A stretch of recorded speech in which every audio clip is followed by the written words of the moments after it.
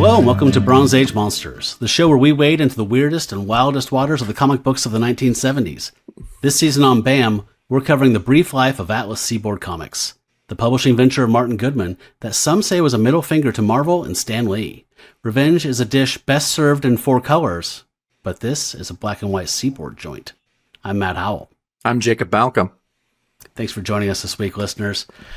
Jacob, this is our first official magazine from this season. That we did the, as we mentioned before, Gothic Romances as a 0 episode just for our Patreon supporters. But I'm excited to dig into what I think is their answer to Curtis and Warren magazines, right? Yeah, it absolutely is their answer to Curtis and Warren. And it has an Atlas spin on it for sure. So yeah, I enjoyed reading it, and I can't wait to talk about it with you guys. Me too. So we did get a little mailbag call, some feedback from our Destructor episode, and I was hoping you would read that for folks. Yeah, absolutely.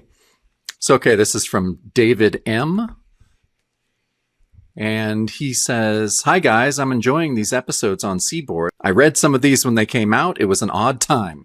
One of the things I like about your work is how much you talk about the art. Many comics podcasts don't seem to get very far past the art is good or the art is bad.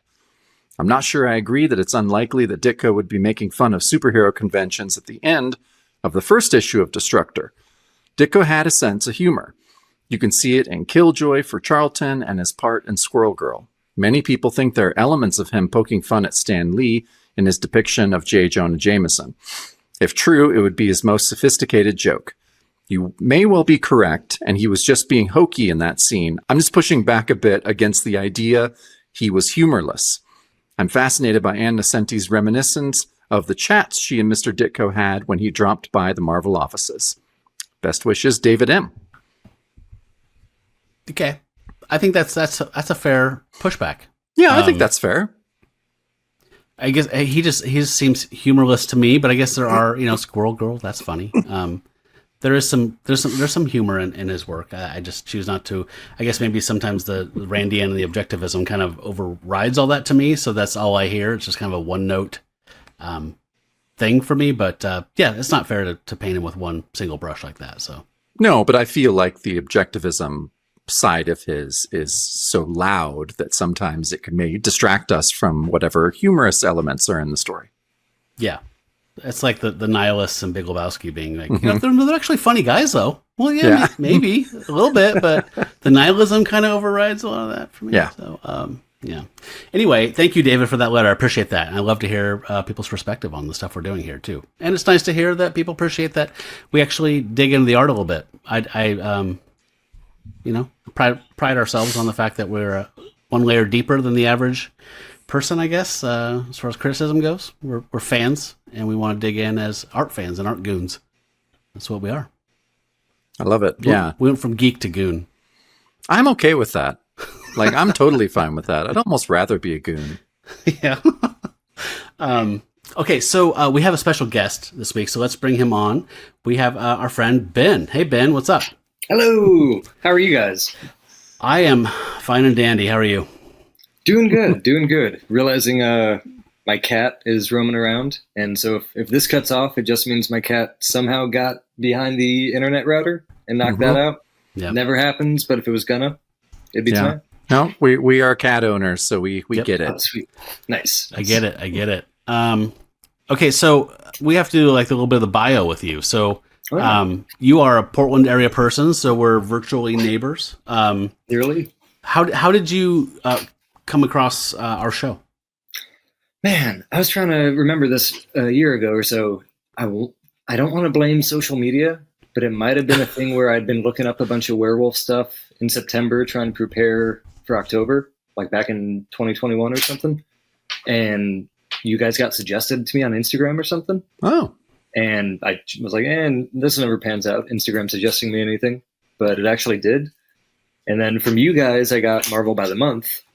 And then this whole small world of, these people kind of live nearby and know in Portland. They're all doing cool things that I really love listening to. That's awesome. So I don't want to give credit to social media, but yeah, unfortunately. Sometimes the godless algorithm works out. Sometimes. Yeah, every once in a while it does, and that's okay. Yeah. But this was like a month or two before you guys did the movie at Cinema 21. And so at comic shops, I'd start bringing you guys up. And finally, I'd find a comic shop where they'd be like, oh, yeah, I think I know one of those guys. They're putting on this thing. So it all was real nice. Nice. Okay. I like that. So who are you? Like, who are you as a comics reader? Tell us your origin story as a comics fan. Somehow, being a kid in the 90s, I survived it. Instead of being... Oh, the lava? You know that thing... Like you guys are... You're not collectors, but you're treasure hunters, you know? Like records, movies. More so than collectors, I imagine. Treasure hunters. You like diving through bins to find the gold. Yeah, for sure. Comics were kind of my first thing with that, where initially everything was super confusing. I was like 6 or 7 when the X-Men cartoon came out, and I wanted to find out where else I could see these characters. And you'd go to your drugstore and you could get a random issue, but you could never go back and find out like what happens next. And so that just kind of cascaded throughout my life until I eventually found a comic shop in Indianapolis. And my mom was like, you're not going there. That's in a bad part of town. So that made it harder. So then it kind of made it more attractive. And so then you just keep going to the drugstore, getting piecemeals. Spider-Man's Peter Parker. Spider-Man's Ben Reilly. Peter Parker's a clone. Now he's not. There's a baby. There's not. You go through all these ups and downs and maybe you come out of it. And I think I was the perfect age when they finally started getting better as far as like mainstream Marvel comics. Like being 14 and Bendis hitting really did something for me. And then I blame Bendis for moving to Portland because he would write about it in the back of his Powers comic. And it sounded awesome compared to Indianapolis. And so when I was 18 and could leave, it seemed like a good place to go. That's a good origin story. That is. That's awesome. Thank you. I love it. That's way more succinct than I've ever told Bendis. And normally he just walks away. So, okay. So what are some of your tentpole books? Like what's the dragon that you're chasing when you're picking up old comic books? Thanks to you guys, I have gone down many rabbit holes. And the things that I'm kind of missing still are just Curtis magazines. Like if I can find issues of Monsters Unleashed I've never seen, or a random thing I've never seen, like a Haunt of Horror that I come across, that really does it for me. Yeah. Been trying to get into other companies' comics, like trying to venture into DC at the time and starting to check out Warlord a little bit. But yeah, I just love 70s horror, kung fu exploitation comics, blaxploitation comics. I think it was Joe Keating who said, it was either Joe Keating or Brad Elmore who they were talking about Sunday morning Grindhouse or Saturday morning Grindhouse comics. Yeah, that's Joe Keating. You're mixing. Brad Elmore said Saturday morning Satanism, and Joe Keating said it was Grindhouse comics. Yeah. Yeah, kind of like it as one big pie then. Yeah. That'd be it. Yeah, Keating talked about 70s Marvel as being, Grindhouse. Oh, yeah. It's a great way to start a Saturday morning, for sure. So are you read current stuff, or are you just a collector of old stuff? What's lighting your fire? Ooh, Department of Truth by Image. Oh, nice. It's fantastic. Yeah. I like that book. Love it. Every month, I spend like 45 minutes reading it, and then another 45 just being like... Yeah. Fantastic Four by Ryan North has been amazing. Just a ton of like really good done-in-one issues. Oh, nice. He gets the family aspect really well. Spencer Ackerman's Iron Man has been really good.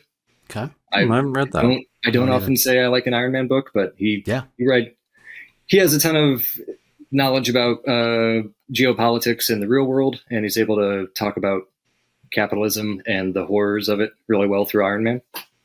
So that's working good for me right now. Cool. Anything Al Ewing writes is great. Yeah. And I've always wanted there to be a good Storm comic. Like when I first read Giant Size X-Men when I was a little kid, I was like, this is the best character ever. She's naked and can fly. But the new Storm comic is fantastic. And I'm pretty sure, I think it's the first time Storm's ever been written by an African writer. And I'm blanking on the name, but he is really, really good. And the art is fantastic. Cool. Sweet. Yeah, can't recommend it enough. Are you wearing a Frankenstein comic swap t-shirt? I am. Nice. Hell yes. God, I love that thing. Portland Institution. It is. That's a great place to go to and be like, I'm looking for an old comic. Yeah, that is. I want to read it. I just want to read it. You don't need to. I don't want it to be slabbed in lucite. Yeah. It's not Han Solo. And Atlas comics are pretty easy to come by at a Frankenstein comic swap. I would imagine so. It's pretty nice. Yeah, they are. I have fond memories of when the comic swap was at the Eagles Lodge that I really loved. That we remember. Alicia and I remembers of. So yeah, I love that. Loved it when it was there. I have fond sweaty memories of that because it was hot as hell. Oh my god, so hot and gross. Just gross. Oh it's like $2 to get in, right, or something like that. Oh, nothing, or $1. Yeah, I love that place though. I haven't been for a while. I haven't gone since they moved to Lloyd Center Mall. Oh, it's great. So. You get 2 floors, and at least one of them is comfortably temperatured. Yeah, I need to go. I'm also trying to avoid buying things, but I do miss it. It makes it hard because you think you're going to get out, and then you find a fucking psycho Skywald volume you've never seen before, and the guy's like, "I only need $10." So, yeah, that's hard to say no to. It is. Oh boy. Okay, so what have you been thinking so far about Atlas Seaboard? What do you think of this season? Yeah, not our performance. Your guys' performance is great. Just the material. I know we're good. Yeah, that's unquestionable. There's a ton of great ideas. It's just the execution of all of them where you're like, you almost had it. And then in the second issue, they start to seem like they're either getting it or totally fucking up more. And then the third issue will come along and you're like, oh, what's happening here? And knowing some of the behind-the-scenes stuff makes a lot more sense. But it seems like it could have really been something, and I'm quite annoyed that there's not 20 issues of each series, with highs and lows, and a monthly title that Walt Simonson works on pre everything else he did. Yeah, it's all this woulda, coulda, shoulda, I guess. Yeah, so yeah, definitely. You gotta love though. Do you love how the final issue is always like a Burroughs cut up method of just like throw everything up in the air and paste it up? Yes, I love the idea of like, hey, you could have gotten a job writing the 4th issue of any Atlas comic. You're just a young buck. Probably would have done just as well. Yeah. I'm surprised it's not just all interns, but it's always Gary Friedrich for some reason. Yeah, why is it always Gary Friedrich? It's so weird. I don't know. He's got some interesting history to him, and I know drinking is a part of it. So every now and then I wonder if some of the odd jobs he got over the years were people helping him out. Beer money? With money, things being tough. But I'm wonder not if trying to disparage Gary. I wonder if he was just around all the time. Like there's on the Larry Sanders show, there was this period where Kevin Nealon as himself was just hanging around the show. And Hank Kingsley got really paranoid. He's like, why the fuck are you always here? Are you trying to take my job? Like, I feel like he was just always around reading a magazine. They're like, Gary, do you want to write the 4th issue of, Fuckwit Comics? Yeah, sure. Oh, yeah. What's it about? Don't worry about it. There's not going to be a 5th one. Okay. Do whatever you want, pal. Here's $50. Yeah. Okay, so I'm excited to dive in. Are you guys ready to start this? Yeah, let's do it. Yes. What a magazine. All right. Let me add something to the stage. Devilina. Okay. So this magazine, we normally do everything very seriously and chronologically, but this one actually came out a little before we kind of moved on ahead. I wanted to spread out the magazines a bit. So this one actually came out November 26th of 1974, and it was cover dated January of 75. We have a painting here by the Spanish artist Alberto Pujolar. It is misspelled Pujolar inside the magazine, but it's actually Pujolar. And I really dig this cover, man. It's I guess it got recycled for a Vampira or a Vampirella cover. Several years later. So it was so good they recycled it, and that's fine by me. So if you're just listening, folks, we have reds and purples in the background, and in the foreground on the rocky outcropping, there is a woman in a kind of Conan-esque type of sword and sorcery, very revealing Princess Leia, Jabba, pleasure barge kind of outfit, down on all fours, and there's a panther and a lion and a large muscle-bound character. I have to be honest with you guys, I've looked at this 1,000 times. I don't understand what its head is. No, there's a lot going on there. It's a ball of yarn. Is that that's not a sun? That's like actually part of its head, right? That's what I thought, and all I could think of was a ball of yarn with a metal mask on it. Yeah, because it looks like there's a pick. Yeah, there's like a pick or a pin in it. Mm-hmm. Okay, so maybe it's for the cats to play with. Yeah, absolutely. Okay, well that makes a lot of sense. Okay. Well, I didn't understand this cover. Like, who's Devilina in this cover? I don't know. It just She's not. she's not okay. So this that was. Go ahead, Ben. Oh, is that a drink when the cover isn't anything that matches? You the are inside? correct, sir. That is. I a drink. love it. Drink to that. At it. Thank you. Are you having an adult beverage with us, or are you? Oh man, I had a drink all planned and it just didn't come together because I couldn't find tab. My buddy Sweet Jimmy T has a drink, the Tabitha Soren, and it's just whiskey and tab. And I've got whiskey, but Oh my god. I thought you guys would appreciate Can you that. buy Tab? Somewhere? Okay. But I didn't want to buy soda off the internet. That just seemed like a slippery slope. Okay. That's true. Wow. So I just got 4 roses and some soda water. Okay. Hey. Hey, No complaints with that. No. I did neglect to mention there's some copy here. So above the beautiful Devilina logo, it says illustrated stories of female-filled fantasy. Okay, I guess. Kinda. Sort of. A sister of Satan meets a gruesome fate in the Devil's Domain, page 5. I love when magazines have the page number. Plus, exotic tales of mermaids, mummies, and mystery. And those all are contained there herein. That is true. So one thing, Jacob, your befuddlement at this character here, this was in house copy and even early ads called Tales of the Sorceress. And it was a last minute. So Devilina was the character in the first story, but in that comic book artist issue we've been talking about a lot, they asked him, so is there any kind of story behind Tales of the Sorceress becoming Devilina? And Jeff Rovin just kind of said, not really. I think we probably just looked at the sales of Vampirella and just put her at the front and make it about her, and maybe we'll get a few extra units moved. So no big push behind that. But that is the story. Yeah. So we ready to dig in? Yeah, let's do it. I just There's see definitely yarn. gonna be some female filled stories. Yeah, definitely.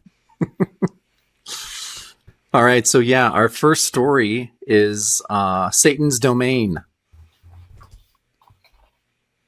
And Satan's Domain, okay, I kind of have to read the narration at least, because this really sets up the whole story. So the narration first says, a young girl stands silently on a stark mountain cliff. She has just suffered great pain, great loss. In her sorrow, she makes a vow. I, Devilina, shall unmask and destroy Satan's every fiendish device. That will be my life's work. I swore by the ancient sorceress oath my mother taught me, and the ancient oath can never be reversed. Satan, take notice! And then at the bottom, we get other narration that says, but we get ahead of ourselves. Who is Devilina? What has caused her feud with the Prince of Darkness? The answer, dear reader, lies in the secret of Satan's Domain. So we have a story and art credit by Rick Estrada. So Rick Estrada is a Cuban writer and artist. He was born in Havana. And he started really early. He sold some stuff to like a couple illustrations for a cover of some Cuban magazines. He was really young. He was like 13, I think. But the weird thing that you kind of get through his Wikipedia, and I looked at it from some other places too, is that Estrada came to the United States kind of via Ernest Hemingway, which is just kind of awesome. Yeah. That Hemingway knew his uncle, and so yeah, they both were just like, hey, this kid's got the goods, and moved him to New York after the war. So yeah, it was pretty interesting. He went to college there with a lot of cool people, Frank Frazetta, Mort Meskin. His first comic credit that was in GCD is in Crime Detective Stories 11. It's from December of 51.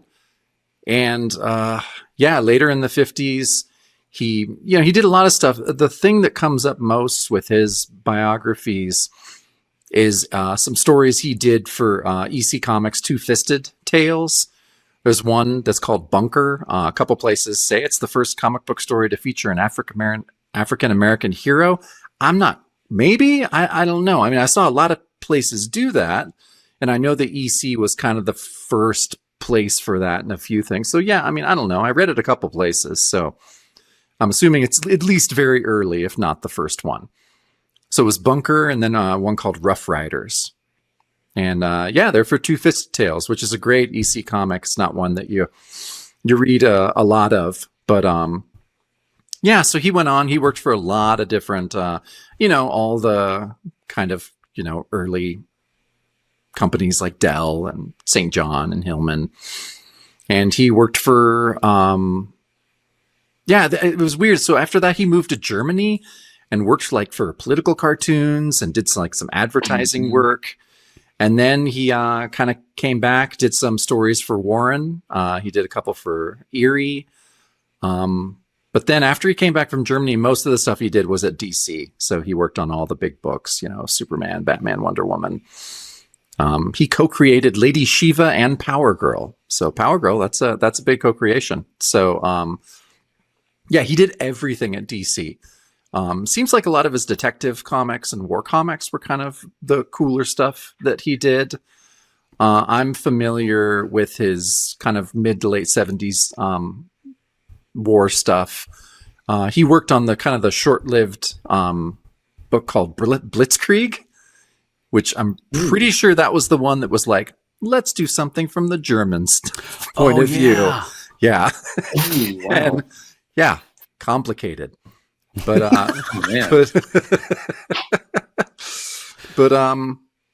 I think he liked the war stories the best, and like some of the 70s ones that I know him from. You can tell they're really, really cool. Did a lot of stuff for GI Combat. So worked under Robert Kanigher a lot. So didn't he draw like most of what's the guy that trained like the Question like in the 80s run? Richard Dragon. Didn't he draw almost all of that? Yeah, in the absolutely. 70s? Yeah. That's where I know him from. Like, okay, gotcha. First. Yeah, I read a crazy thing about Estrada. Okay. He claimed to be ambidextrous and that he could pencil with his right hand and ink with his left. That's cool. I don't understand how that would work, but looking at some of the art in this issue, I was like, maybe. Maybe. I've got one tiny Estrada thing for you guys when the story's over, but I don't want to front load it because it might change how you view a thing. Gotcha. Okay. That's all. Well, yeah, and okay, so I read the narration, but for those who are just listening, we just get get a front view, a side view, and then a giant illustration of Devilina, who is in what we'll later realize is the costume that her sorceress mother gave her, but she has a curved blade, little bikini, and boots and a cape. So pretty typical for this era and for the any of the feminine heroes, heroines of the black and white mags. What was your impression, Jacob, of this page when you opened the cover and saw this splash page? I don't know. I was like, okay, we'll see. I was a little concerned because I was like, I know I like Estrada, and I was like, this first panel up on the upper left, I was like, this looks like a fan art, like self-published fanzine from the late 60s. Yeah, so but I mean, I know we're going to get into it, but the art on this first page does not look like the art on the rest of the pages. Yes. No, it's worse foot forward. It's weird. Like, this is the worst page. And I mean, I think all of the other pages are really good, but this one looks like it was either done really fast or was it put in there? Like, I don't understand it. I almost wonder if there was a page issue and the story actually started with the second page, and then they said, oh shit, Rick, can you do like a thing that sets it up, and then the whole story is like flashing back to, we need an extra page basically to go to the printer. Yeah, like it almost feels like that. It does. It feels like it's like we need an extra page in 2 hours. Yeah. Yeah. The smoke doesn't look very well drawn at all. Like a very last minute addition to a hurried page. It does. So he kind of does this smoke a couple places throughout here. And folks, if you're not seeing it, it almost looks like a Crayola marker, a gray Crayola marker, just kind of doing curly cues in the background. And I actually like it. It almost makes me think of like Rick Geary or something. Like it has a very strange kind of iconographical. I will do with that what you will.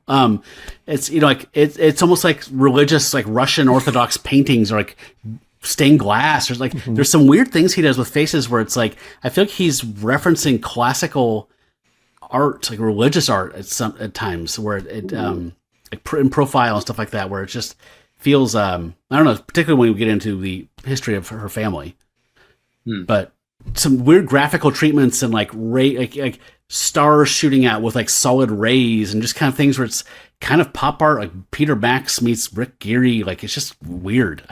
I like it. It's just it took me a minute to get my head around it. Yeah. Yeah. My initial question is, so your underwear has your brother's face on it? Is that Yeah, that's a fair and then from point. there, everything else came out. Well, what the fuck are you wearing? Man? Yeah. I know what my brother's face is on my underwear right now. I mean, my brother's face goes on the back of my underwear. Not the Oh, front. right. Yeah, That's why I did. That's that weird. actually makes a lot more sense. Those are for when I'm mad at him. Yeah. Cool. Shall we move on and jump into this flashback, this origin story? Definitely. Yeah. All right, so we get a really beautiful page served up here, and we get to see the beautiful Lucifer. So we're getting, basically this whole page is just a flashback to, if you know your Bible, about how Lucifer rose up in his hubris against God, and there was a war, the angels were fighting each other, and he's cast out into perdition and goes into hell. So that's the story here, but the headline is art. And like I was saying, like this first panel here, Lucifer is, as described in the Bible, he's one of the most beautiful angel. And you get those rays coming out behind him, the starburst. And he looks, again, like very much like a stained glass window or something to me.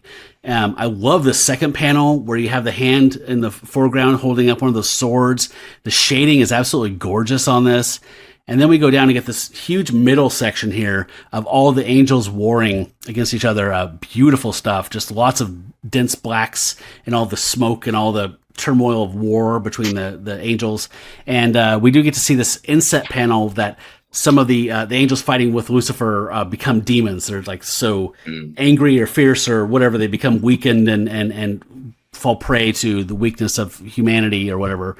So they become these demons. They almost look like monkey, weird creatures. And then Lucifer becomes Satan, and we see he sprouts horns, he grows fangs, he gets kind of cat's eyes, and he is cast out into hell. And he's being followed by a lady carrying a baby in her arms. This page turned me. I was like, any fears I had from page one, I was like, okay, we're in good hands now.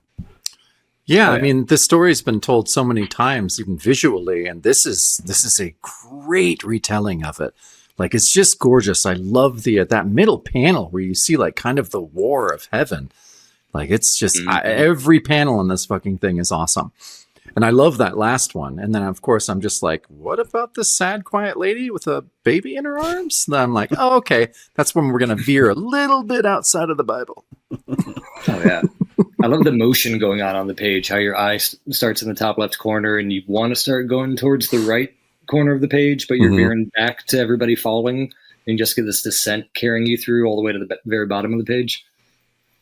It's really cool. This is good Estrada. And I love that just throughout this whole magazine. Like, it's such a relief, particularly after that last Ditko issue where he is very much a panel guy. Like, it's so nice when like these guys get to act up and like, oh, we're doing a magazine?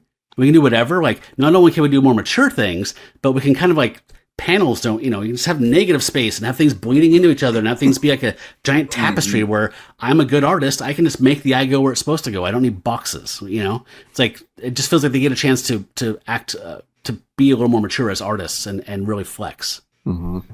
Yeah. Yeah. Do you guys have any ideas about this lady with a babe in her arms? Is that a thing you've come across in your religious encounters? It isn't. It is not. If you look this up, it shows up in this issue. If you scan through all the different like entries for Sephora beauty products and stuff. Yeah. And what the name means, but yeah, no. This is all Estrada right here. Did you guys notice how the swords everybody has have the same curvature that Devilina sword had on the splash page? Yeah. I love it. I know. I like that. That might have a thing, but. All right. Well, yeah, let's go to the next page. So yeah, like we said, it says shortly thereafter. And then, demon comes in, says, "Master, we found this woman and her child outside of the gates of Hades." I like how Satan's instantly like, "And then she shall roast. Bring her to me." That says, but Satan's glee is ill-placed. He says, "Sephora." And it's his mother. She says, "Yes, Satan, your mother. I was too ashamed to stay in heaven."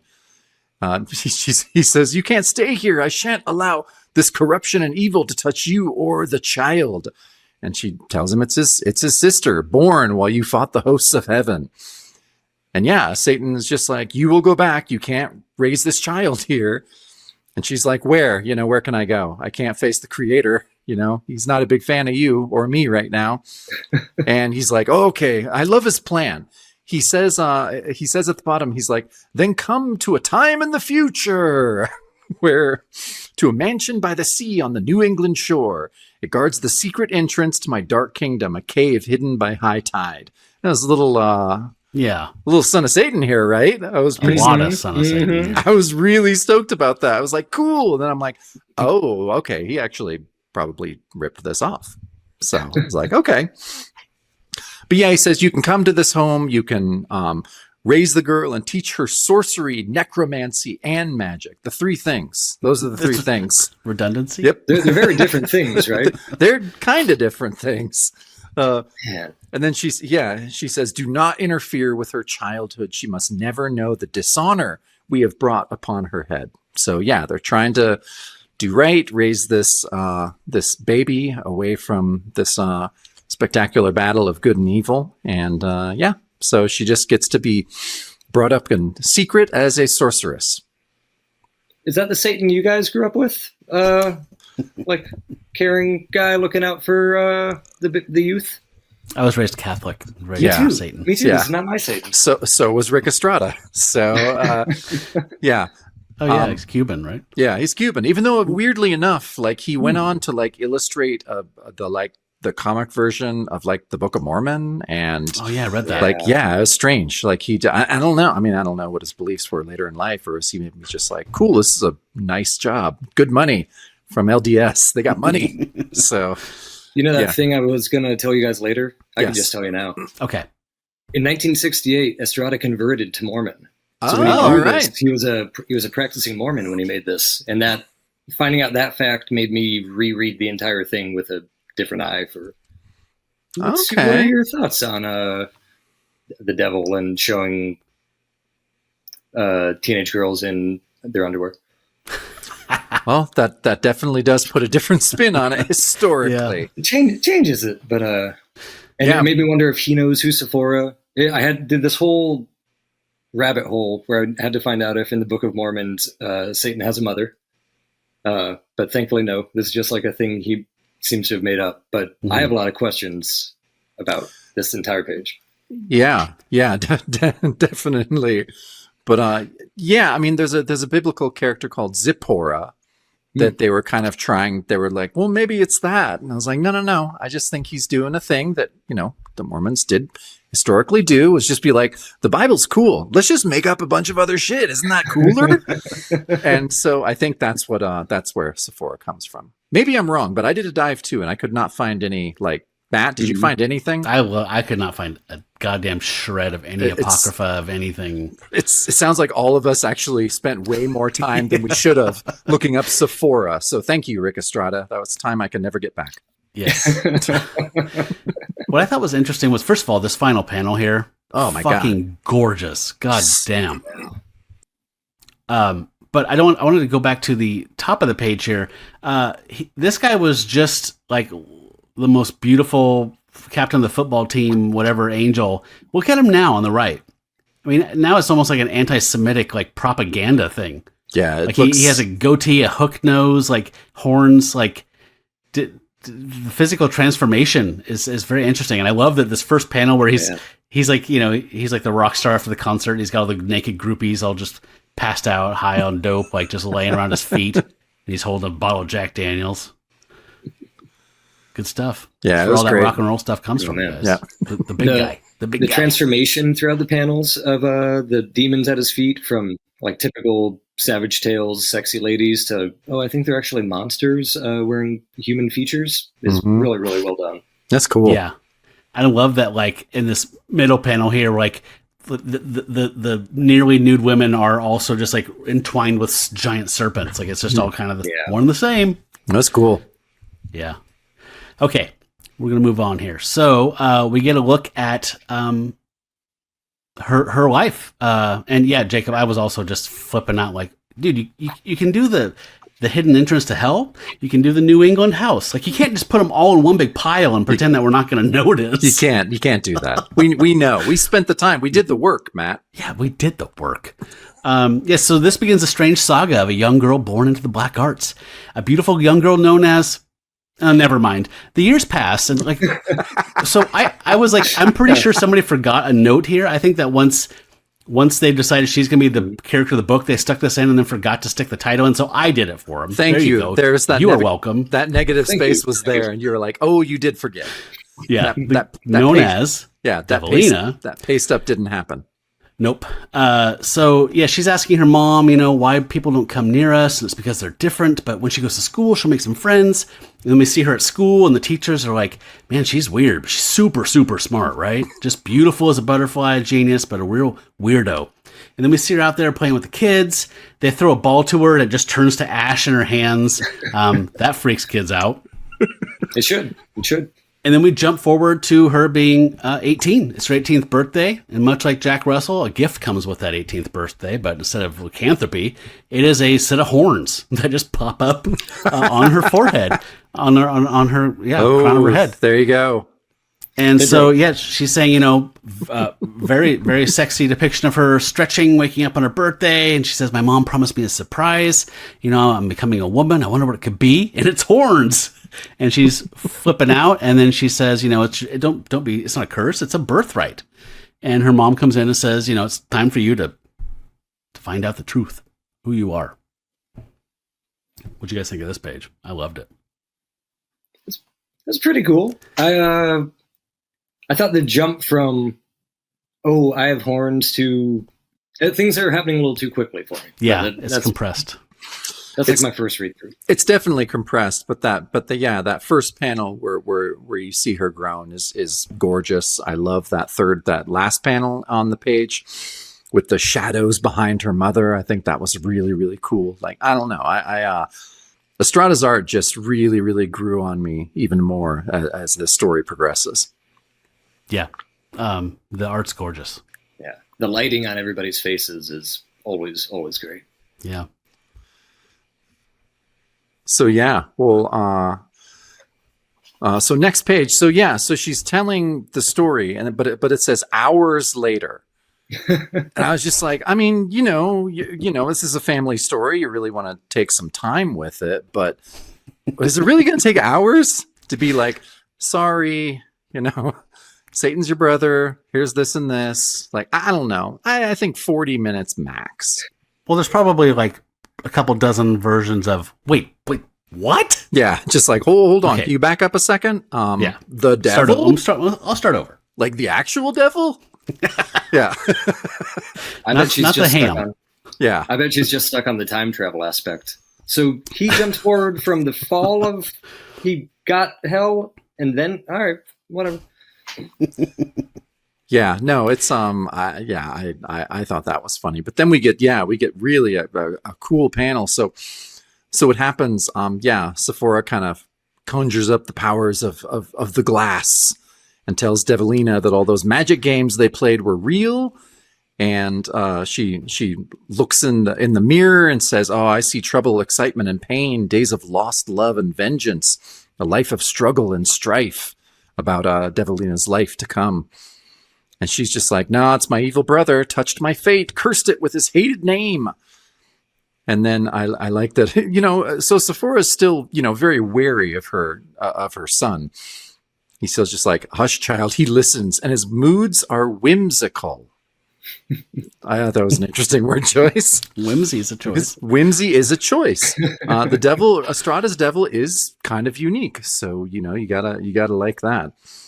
He's got his good days and his bad days. He does, like all of us. And he says, Sephora says, the fact that you are his sister will matter not.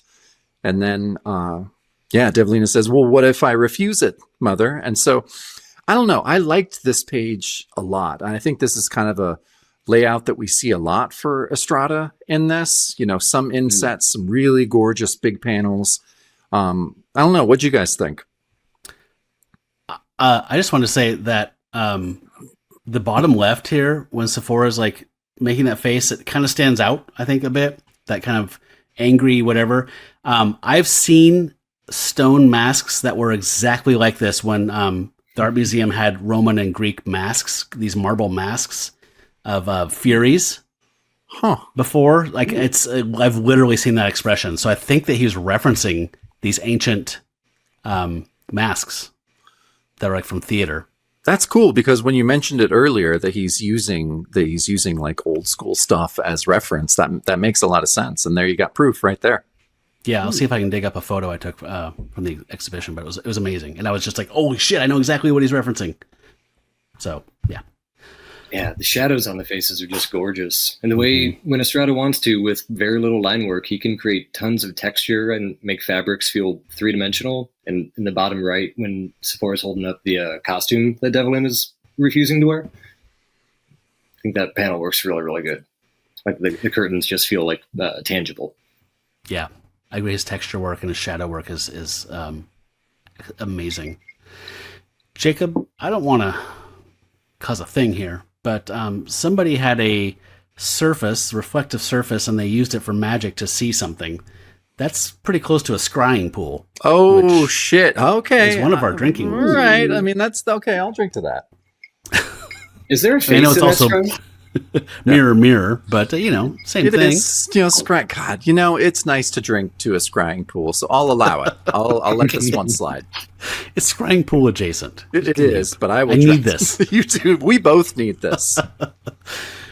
I was trying to figure out in this last panel. I love the way Devilina is depicted as well. His forms are amazing. But what is that? Her nightgown just having flowers over the breasts, or is that actually like something else going on? I feel like, she's still in the nightgown. Her nightgown had like the flowers on it that you look at in the picture. So it's just above. the print.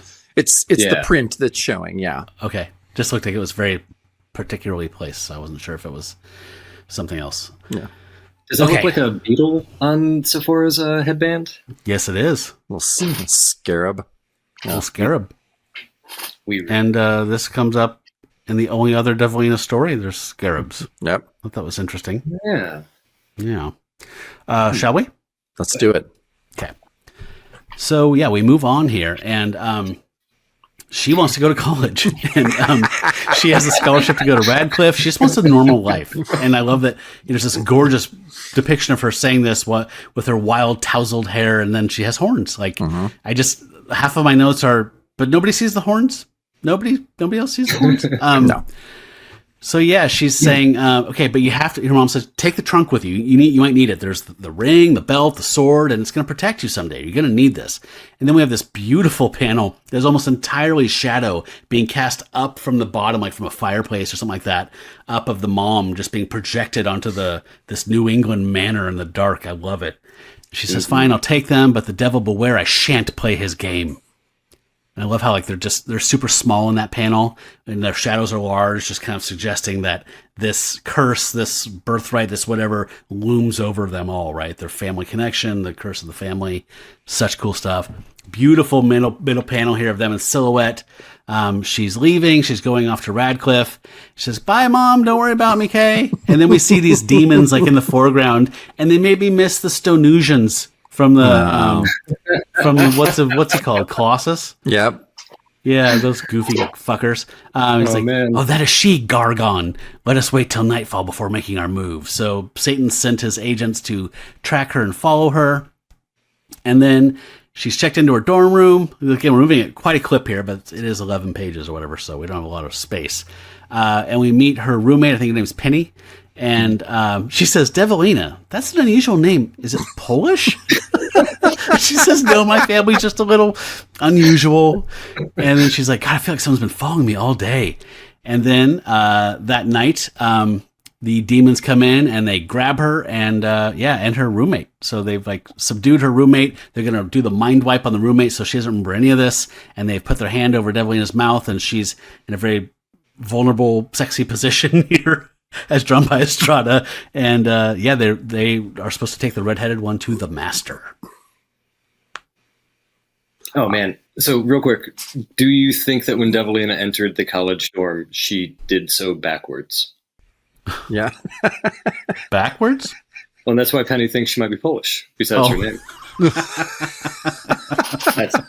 Right. Thank you. That's good stuff. Did you guys think she was redheaded until they mentioned it in this panel? No, I didn't, but I loved the touch. No. I just, like through osmosis of Satana, just assumed she had to have red hair because she's Satan's sister. Yeah, the house ads in the other books had made me think she was like a raven-haired. Interesting. Mm-hmm. Okay. Yeah, I don't know. I just assumed she was a redhead. I think it works. All right, so next page we head to hell. These little fellas bring her to Satan, who is just like, Devilina, my little sister, old enough now to see firsthand the sights of my kingdom. And so, he's still just, got his groupies. But yeah, Ben, like you were saying, I mean, they're sexy ladies, but then they're also sexy ladies with scary demon faces and half devils and creatures. And it's really cool. It's a super fucking cool look for Satan. But she's not intimidated. She's just like, skip the amenities, my brother. Let me return to my world. But he's like, but this is your world. I brought you here to show you all this. The glory of corruption, deceit, and forbidden pleasure, for in these lies power. And she's like, well, your vices mean nothing to me, Satan. And she says, vices, dear girl, you don't know what you're missing. Little creepy panel there. I was just like, well, I guess, anything goes in hell. So he probably is. He probably is hitting on her a little bit, saying like, you don't know what you're missing. But then, as she kind of shrinks away and he's like, you are more woman than devil, but that'll change. And then he's just like, all right, return to your world. I shall keep my eye on you, Devilina. And then she, what did you think of this? So she says, do that. Meanwhile, you can keep your gruesome escorts. Goodbye. And there's really strange kind of, I found it novel, like just not her transformation, but more of her teleportation back to, the surface, back to Earth. And it was cool, but also very confusing for me. I couldn't kind of wrap my head around it. What'd you guys think? Well, I thought she was Ant-Manning for a second, and then I was like, I know that's not what's going on here. It's not like hell is literally under the earth. That'd be stupid. Yeah. But it took me a few rereads to get like, okay, maybe you were in hell physically, but he's transporting you spiritually, or that. I kind of couldn't make sense. Well, really. Ben, but remember, in Son of Satan, there is that stairway that goes to hell. Mm-hmm. So, I assume the stairway is how Gargon and Billy or whatever his name is took her down to hell. Yeah. So, yeah. I have questions. Yeah. I'm with you, Jacob. I both really, really like and I'm kind of troubled by this panel here, like because it's not conveying what I think it's trying to, but it looks cool, so it kind of gets a pass. But like, it doesn't. It looks cool, but the longer that I looked at it, I was just like, I don't know if I like it. It looks cool, but I also don't like it at all. Yeah, I kind of like it in that kind of psychedelic Spanish artist kind of, magazine kind of way of like Esteban Maroto or something like that, which is kind of like, ooh, this is pretty. It looks like he dropped a bunch of acid and drew some demons and stuff, but it's like, it doesn't really make any sense though. But no. Yeah. But it looks like a great Mirage kind of image. Yeah. Mm-hmm. And I love the way he shades the devil and how he's just delighted by this whole thing, even though he's not getting what he wants. He's just like, hey, it's all good. Still funny. Oh yeah, the little creature on the devil's arm, like his version of a hawk or whatever. That's a really nice touch. I love that. Okay, we'll move on. So back on in the mortal world, the years have rolled by. She's about to graduate from college, and she's been studying. She's also fallen in love. And so they're saying, hey, you're graduating with honors. You're a major in journalism, specializing in occult reporting. Didn't know that was a thing. I didn't even know that was an option. So I'm kind of pissed off. I feel like Yeah. I've been cheated out of a path and a possible me that I didn't get. But Yeah. you know, she's excited about that, but she's more excited about the graduation ball. And so her boyfriend Ron, I don't know why this is so funny. Ron, Devilina and Ron are coming, guys. He asked if she'll wear his graduation ring. She's like, "Oh, I will. Like, I'm doing it. I'm in love, and I'm just a woman. I'm not a freak. I'm living a normal life." And we get this. Those are both lovely panels, absolutely lovely. But this third one is just romance comic gorgeous of them kissing, going in nice, and it looks like a woodcut or something like that, like a wood carving kind of Yeah. print. Really nice. Beautiful stuff. So we go to the ball, and it's music, lights, laughter, having a great time, you know. And Penny says, "Woo, this is quite an evening. Cigarette, Ron?" And he says, "No, but I got a light for you." And he lights her cigarette. See a band in the background playing. This looks like just a grand old time. But as Ron puts out that match, strange things happen. The match doesn't quite go out. His sleeve of his polyester tuxedo catches on fire. Ron, look out! What? In a matter of seconds, just panic envelops the youth. Somebody help him! And he's just screaming while we hear Satan laughing. And she says, "Somebody help him!" And then she's like, "That laughter, that sounds familiar to me." I like that we're at this school dance and everything's going cuckoo. I did have to double check, like, okay, Carrie, the film came out in 76, but Carrie, the novel, came out in 74. And there's almost a scene coming up here where I was like, I wonder if somebody read Carrie the previous year. It was hugely popular, right? He was an instant. Yeah. Okay. That's a cool connection. Yeah, I agree with you on that romance panel, guys. Yeah, it's super gorgeous. I did like the band. I looked at the band, and I mean, they're very far away. The guy's playing a guitar that looks like a box, like a shoebox, a little bit, which I thought was funny. Is his bow tie like novelty sized? Yes, he has a novelty sized bow tie. It's bigger than his face. This is like maybe we're dealing with a Tiny Tim situation here or something. So maybe, which is cool. I love Tiny. I'd love to be at that show. Yep. He doesn't sing any songs that aren't over 75 years old, and they're all in falsetto. What more can you want for a date? Ladies, for the graduation ball. Graduation ball. Is that how Radcliffe is historically? I don't know anybody who went there, but that's how it is. It must be. That has to be true. See, on the next page, the fire spreads. But, and Satan is there. He's there laughing as crash and everything's going to hell. And Devilina's like, "I'm cut off from the others, so I shall summon my occult powers." And she does a cool little incantation saying, "Elemental gods, powers of water, wind, and thunder, I command you, do my bidding." And then she goes, it says, "Dark clouds swirl about the building as thunder roars with primordial fury. Then," and it's great, I love this panel of the rain just smashing. It's rain smashing into the school gymnasium, which are great. I love this cop.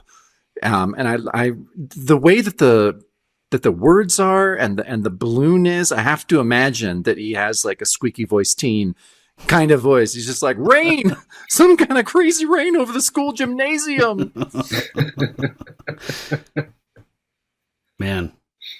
Yeah, I love how that lightning bolt connects the text in the top corner to the speech bubble. That's cool. Yeah. Mm-hmm. I didn't even notice that. Yeah, it's a great page. But Ben, like you were saying earlier, like his textures that he does with inks, like this storm cloud here, and like this shading behind her in this third panel, like he uses so many different feels and textures to things, and like on the left, it's almost like Ditko shading behind Satan. Like everything's different and everything's super like adept and deft. Like he just masters it. He's like, I'm going to use a marker for this one, and then I'm going to get a brush and use this and have it be really dry and just kind of smush the bristles for these thunder. Like he's amazing. I can't remember. Is Gil Kane knows something we drink for? Because I think there's yes. at least one of them right here. Wow, I forgot about that rule. Yes, can you explain that for the anybody, Ben? When the famous artist Gil Kane would draw pretty much anybody's face, regardless of how the scene was happening, he would shift your reader's point of view to a slightly below their nose so you could see up both nostrils up to the brain. And it starts out as a joke, but then it happens every time, and you wonder if it's just how he sees the world.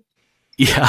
Maybe I don't think he was a short guy either. No, he wasn't. Yeah, folks, if you don't believe us, just keep your eyes peeled for Gil Kane now. You know when you watch Tarantino and you see feet now, you notice the feet thing? That's him in nostrils. Mm-hmm. Yeah. Okay, so she has summoned the storm to stop the raging fire. The fire's out, Penny, but where's Devilina? So they're outside, and this middle panel here, does this remind you, like, one of the few things I could connect it to, like, sometimes I see some Ditko in him, but sometimes I see Guido Kripax. I don't know if that's how you say his name. The Italian artist who did, like, Valentina, like the lanky, sexy stuff. Mm-hmm. A lot of European album stuff. It reminded me of that, particularly this, of that kind of. But the rain stops mysteriously, they note, and then we see Ron in the foreground, and he's down. A fireman is over him, and she's running up to him. He says, "It's hopeless, miss. 3rd degree burns." And so she's holding him as he's expiring. Ron, one last kiss, my sweet. And all of her classmates look amazing, like Adam's family members in the background, just horrified watching their classmate die because they were all just enjoying Tiptoe Through the Tulips like 10 minutes ago. Yep. And so, yeah, then later from the haunted recess of night, strange words echo in Devilina's mind. So Ron's gone. She is home. She's back in her nightie where she belongs. Words only her ears can perceive, words from another world. And she hears, "You shall destroy anything or anyone you love, Devilina. Love is for humans, and you, Devilina, are not human." And she says, "That laughter, it's my brother." Amazing. Well, she's not in her nightie. She's still in her thing. Yeah. Oh. I thought she was back home because it said later. But nope. Still holding her dead boyfriend. Yep. She hung out for a little bit, you know? Yeah. Maybe she just said, "I need a few hours with him." Yeah. The coroner, Quincy's over there being like, sorry. Kind of got to do this thing. No, he's got Candy Crush. Yeah. He's fine. Man, the first time through reading this, I thought the first panel here was an example of Estrada like rushing it, but now I can see how he's layering rain in a way that breaks this apart from everything else that's been going on. I'm liking this a lot more. Mm-hmm. Yep, and I think it's like him showing the rain, like you're saying, that like this torrential rain that she created to try and save him, and it's still hanging out while he's dying. And it's also kind of reflecting just the emotional state of everyone who was just horrified watching this 22-year-old kid die. Yeah. Yeah. Those are some haunted faces in the background. Like, yeah. They might have liked Ron more than we did. I think everyone liked Ron. He seemed like a likable guy. Yeah. In the 3 panels we get of him. Quick with a joke, to light your smoke. Yep. Okay. He was into horns. He was into horns. He had no problem with horns. He never noticed them. Yeah, weirdly enough. Yeah. All right, we're at our final page here. And so, after it says the next day after Ron's funeral, a dejected Devilina drags herself back to the dorm. And there's this great, I love that panel. God, with her, and she's just like kind of just kneeling on a bed saying, "Suddenly my life is a shambles. School is over. It's time to go out into the world." And then the next panel, like the trunk. She just suddenly like leaps up and she's like, "Of course." And she says, "The sorceress costume, the sword." And she says, Mother said I need them someday, and I need them now." And so she puts it on. This great panel of her kind of putting the costume on. And then, it says, Satan must not be allowed to go unpunished. She says, "You've won the first round, Lucifer, but wherever I go, I shall conjure the powers of light that burn eternally in the darkness. And I swear by the ancient sorceress oath, undying war on you, Satan. May our mother forgive me." And then there's just a little inset panel of Sephora there. It says, "And elsewhere, in an old seaside mansion, an aged sorceress looks on with sadness and understanding." And that's the end of our story. It says at the bottom there, we get a little teaser that says, "Follow Devilina's war of vengeance against Satan and the powers of evil in each and every issue of Devilina." And that's our end. Yep. Hell yeah. Yep. And for those of you playing along at home, there was actually just one more story. Mm-hmm. Yep, that's it. Yeah. So, epic setup, and then we get the first adventure, and then her tale ends. So, should we do final thoughts for everything at the end? That probably the easiest way, huh? Yeah, let's do that. Oh, yeah. Go along. And we can kind of pick these up and try and go to a little bit more of a clip here, story wise, and just kind of talk about the art or something more in the, just sort of this isn't like a 3-hour episode, but yeah. So, folks, there were several stories and I think 8 to choose from. So we wanted to obviously do the title character story. So that one we just did, and then Ben wanted to do the Lost Tomb of Nefertiri. Oh, yeah. I spelled it wrong. The Lost Tomb of Nefertiri, to look at some Pablo Marcos art, which we're always down for.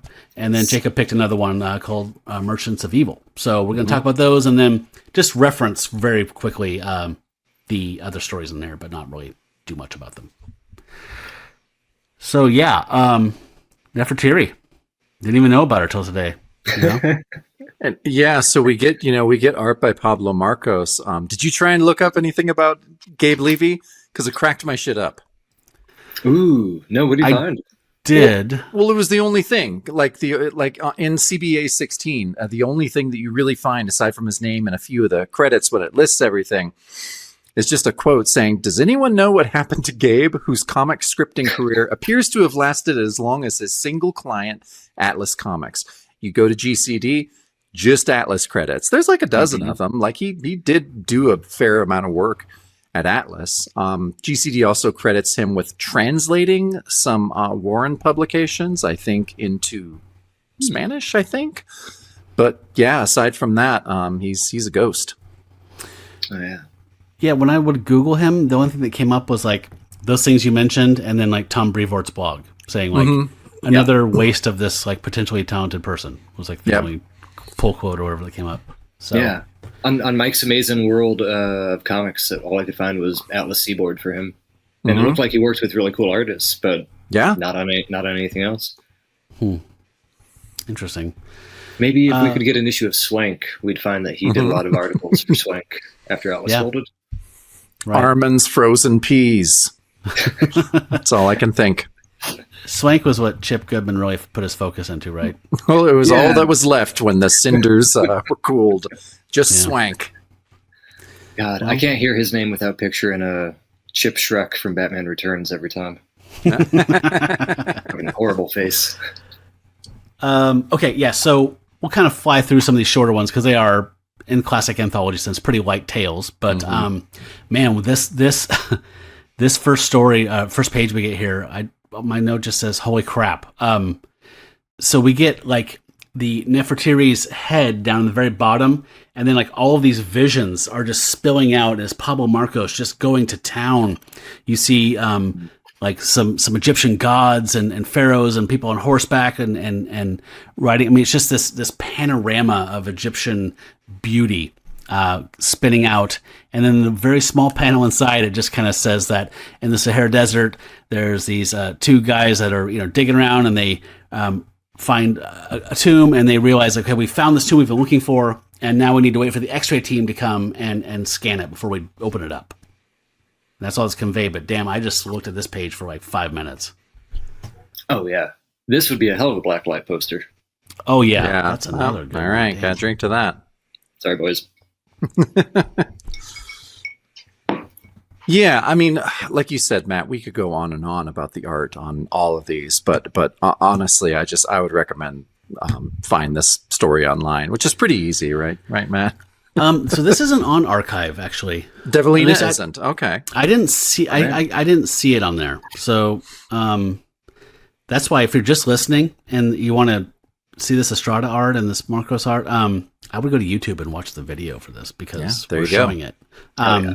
Otherwise, you need to slap on an ad blocker or something, or if you're on an iPad, it's fine. But just Google read Devilina comics online, and you'll find some scans. But they have a bunch of annoying pop-up ads. Yeah. Unless you're into AI hentai, then you can leave the ad blocker off and just have all those ads served up to you. Getting 2 for the price of 1 there. But yeah, the next page. So yeah, we kind of get the story. You know, they're waiting. One guy's waiting, like, oh, we have to wait, and it's Benson, and they're like, oh, are you kidding, Benson? We've been here 6 weeks, and then you're gonna let the X-ray team come in and steal all our thunder, our find. And he's like, it's the way it's done, Harris. You know, just sit back and relax. But of course, you know, Harris can't do that, and he has to kill his partner with a pick to the back. It gets pretty brutal there in that one panel. Yeah. And I like that he's mad enough to where he's like, you know what? Without me reading hieroglyphics, you're nothing, man. Like, you'd be nowhere. And he says, and from now on, Benson, that's where you're going to be. They could X-ray all of Egypt and they'll never find you. So nerd on nerd violence. It's the worst kind. It is. It's a tragedy. It really is. I love the way Marcos draws him here. Like when he gets angry, like the way he physically depicts him, like he's like Bane. Like he's so like mad Bane. About science. The stuff going on behind him, do you take that as like sun shimmer plasma plug or like sand swirl going on? Got a Scirocco or whatever it's called. Oh yeah. That's a good question. Because on the previous page, the inset panel, it has this really cool part where I thought it was the sun with just cascading plasma around it. But it shows up a few times, and I could watch Marcos draw sand. It's so damn good. Yeah. On the first page, I thought it was like lens flare, like the equivalent of lens flare. Mm-hmm. But here, it almost looks like it's like expressionistic or something, right? Yeah. Cool stuff. Is there more for you? Are you done with this page? No, I'm done with that page. I'm good. Okay. So very Tales from the Crypt, eh? Yeah. Yeah. Like, just that one page of like, no, I found the gold. No, I found the gold. Yep. I love it. Just how direct it is. So some of these pages were hard for me to kind of even break up to display because I didn't even do it for some of these. Like, so there's a sarcophagus in there, and he goes in. He has zero interest in waiting for any of the crew to come and check the stuff out. He said, "Hey, you're a desert broad, right? I mean, don't you like the dry air? What's the problem here?" So he pulls the lid off the sarcophagus, and we see entombed inside a female mummy. And he says, "Well, the hieroglyphics on the wall, they'll tell me for sure what's going on." And it's the lost tomb of Nefertiri. And so we get on this bottom, this beautiful display, Egypt of old. There's a plague that's ruining, killing a lot of the people off. And there's just people, it's just this depiction of like just dead bodies laying around, people just slumped over, like collapsing in the street. So the plague is running roughshod over everyone. Beautiful stuff. Yeah, it's really, really beautiful. So, so next page, and just is kind of just going on as this is a little origin about Nefertiri, a queen, a name history had forgotten until today. So the pharaoh's just like, oh, my people are dying in the streets. It's a lot of they're not a fan of the Hebrews in the next couple pages. Famously, the Egyptians are not fans right now. So I like that he says the Hebrews have not ended their wizardry as Moses promised when he left our land. And it says, I beg to differ. A 1,000 pardons. I beg to differ, sire. The plague is a natural infection spread by locusts. It has nothing to do with slaves. I love that. Voice of reason there. Yeah. But then, the Pharaoh's like, you are mistaken, sorcerer. It's another of Moses' tricks. And so, he, I like that he says, he says, and Pharaoh's heart hardened once more. He says, I cannot stand idly by and watch my people die. Prepare my chariot. And then, a little death to the Hebrews, and he is out. That chariot is crazy looking. That chariot, I mean, it's very like a Four Horsemen of the Apocalypse kind of thing. Yeah. Oh man, and the chariots in the background behind him, I could just spend all night talking about Pablo Marcos' attention to detail, from the hieroglyphics he's putting in there to the tiny bits on people's faces that let you know how they're really feeling. Mm-hmm. It's amazing. Yeah. Jacob, I really appreciated that too, that his sorcerer was like the voice of reason and science. look, I sell you a lot of magic shit, but actually this has nothing to do with that. Yeah. It's like, nope, you're wrong. Yeah. And it looks like he probably just killed his sorcerer, right? Like I couldn't tell. I don't think so, because I think he comforts her later. oh, okay. Yeah. I couldn't tell because that sword is raised. So, yeah. When I first read this, I assumed that he cut his head off. And then I was like, oh no, he's just going to kill Hebrews, so it's okay. Okay. Gotcha.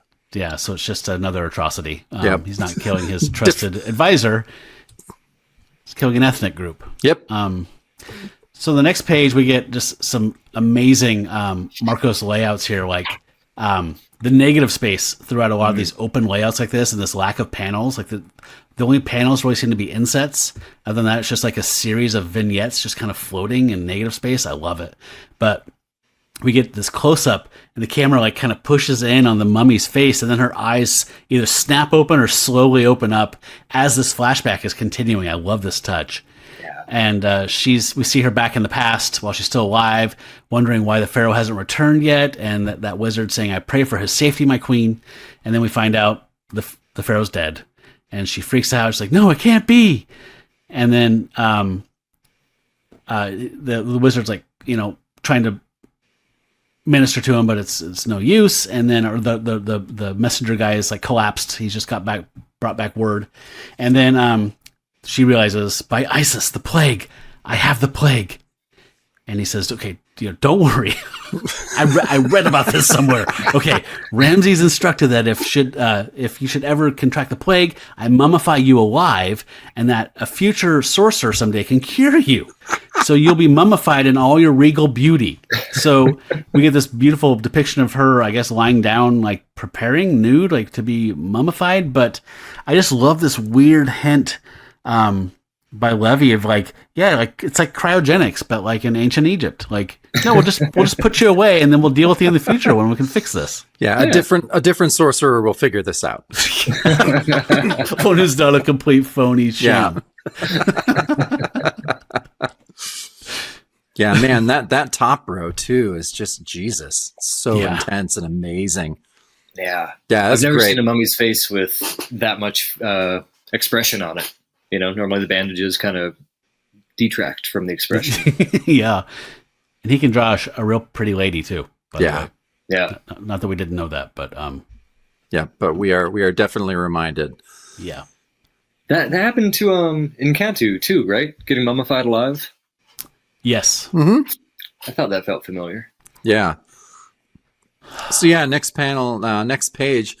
So I love this. The first panel is really big, and you're right, Matt. There's a lot of negative space there.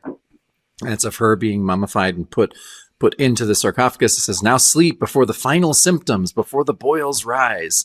And so, it's showing her being, being taped up, and slam. And then we go directly back to modern times, and she's rising up, and the guy's not seeing yet. He's like, "This is an incredible story. No wonder that mummy's so well preserved." Because he's the hieroglyphs guy, so he's just like, "Oh, okay, I'm turning around, I'm reading this." He's taking his time like a real nerd, and then he turns around. It's like, what? My only issues with his art through this whole thing were those two panels at the end of this page. Like, ooh, those eyes. His eyes are.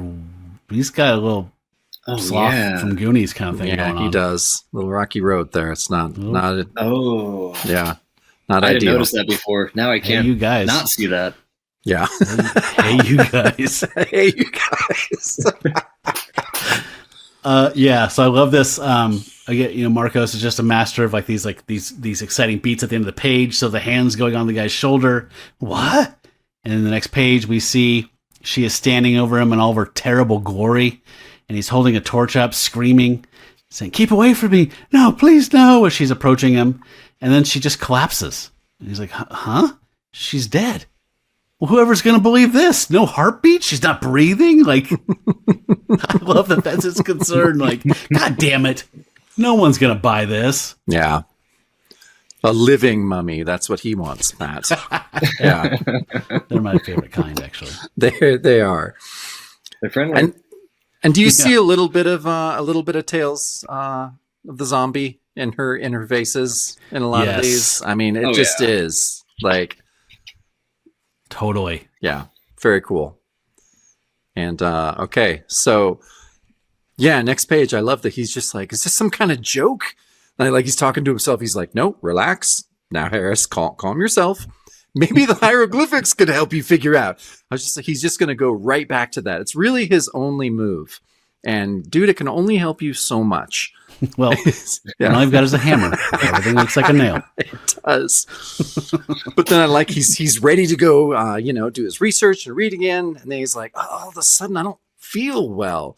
Too much excitement, maybe. He's like, I better rest for a second. Then he's like, oh my God, no, the plague, it's still alive. And it immediately, I mean, his face just fucking melts. Like he went from being like, I'm not feeling so well, to just, face melting plague. And then it looks after that he's just like scraping his face on the floor almost, and he's like, Benson was right. We should have let them x-ray the tomb. This is not fair. It's just not fair.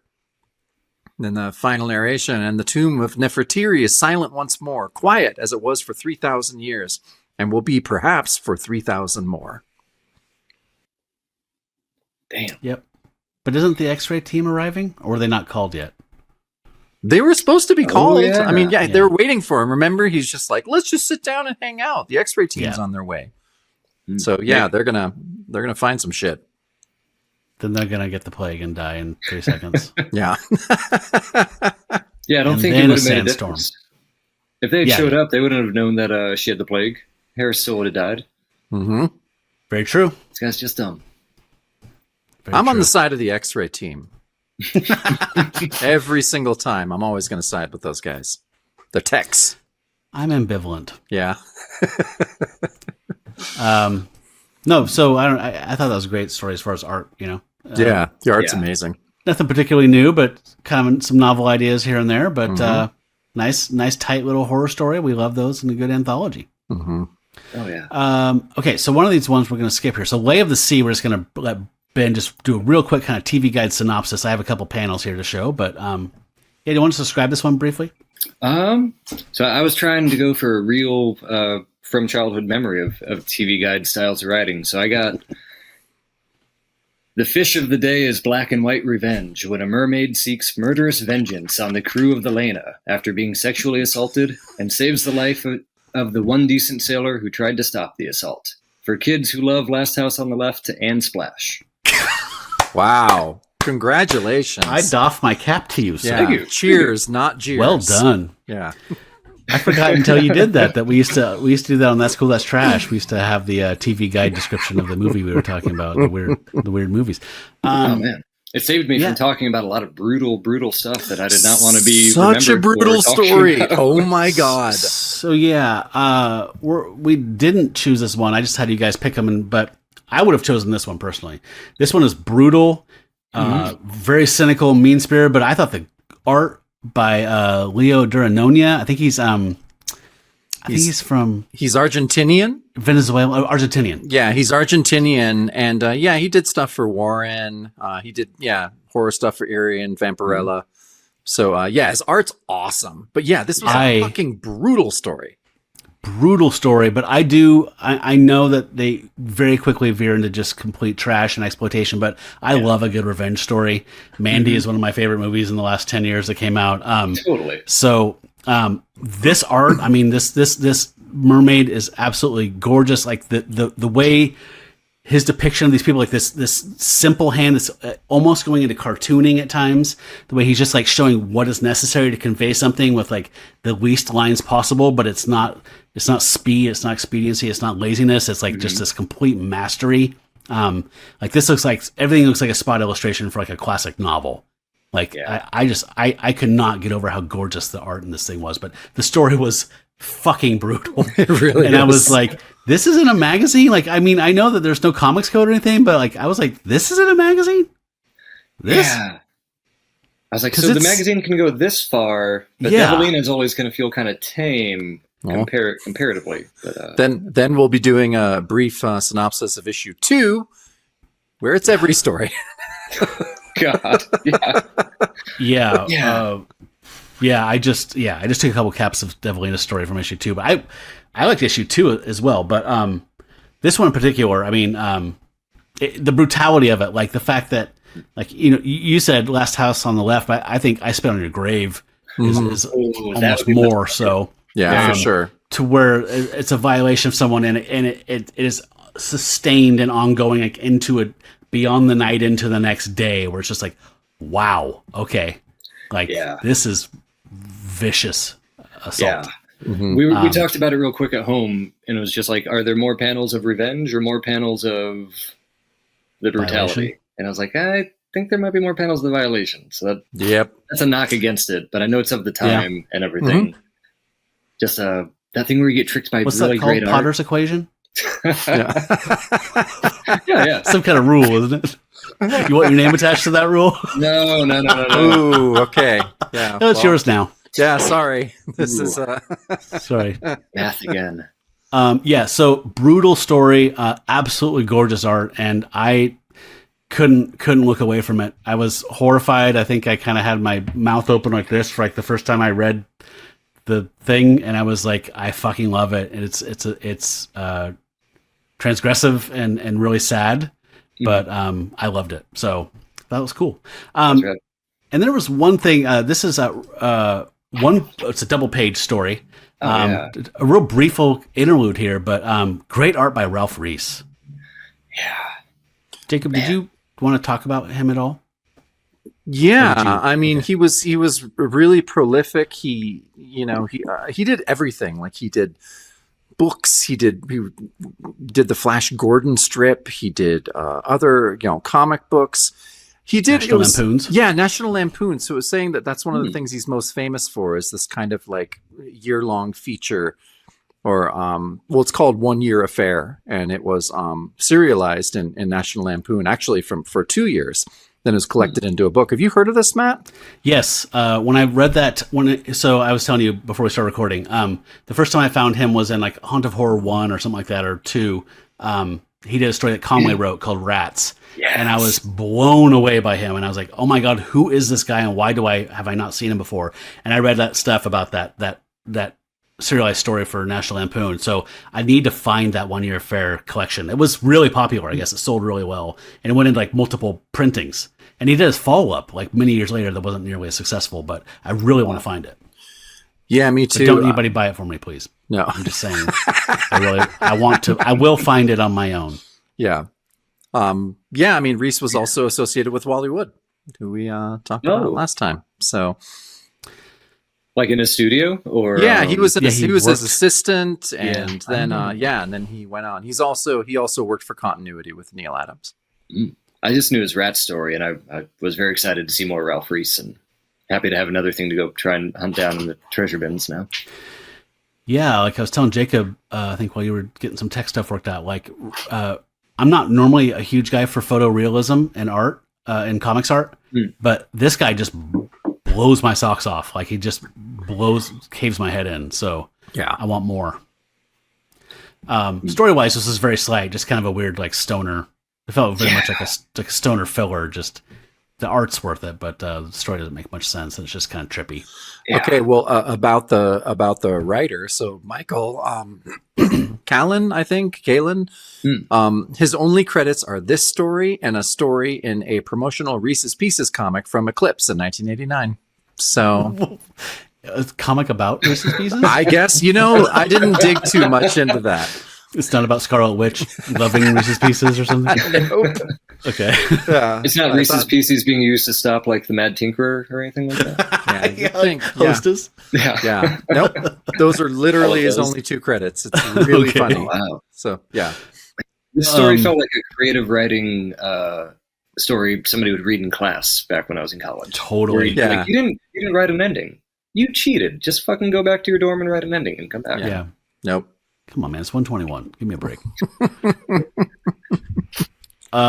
So we got our final full story that we're going to show all the art from here. Merchants of Evil.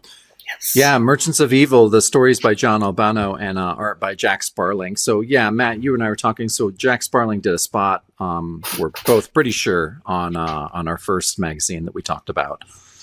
illustration for the Gothic romance.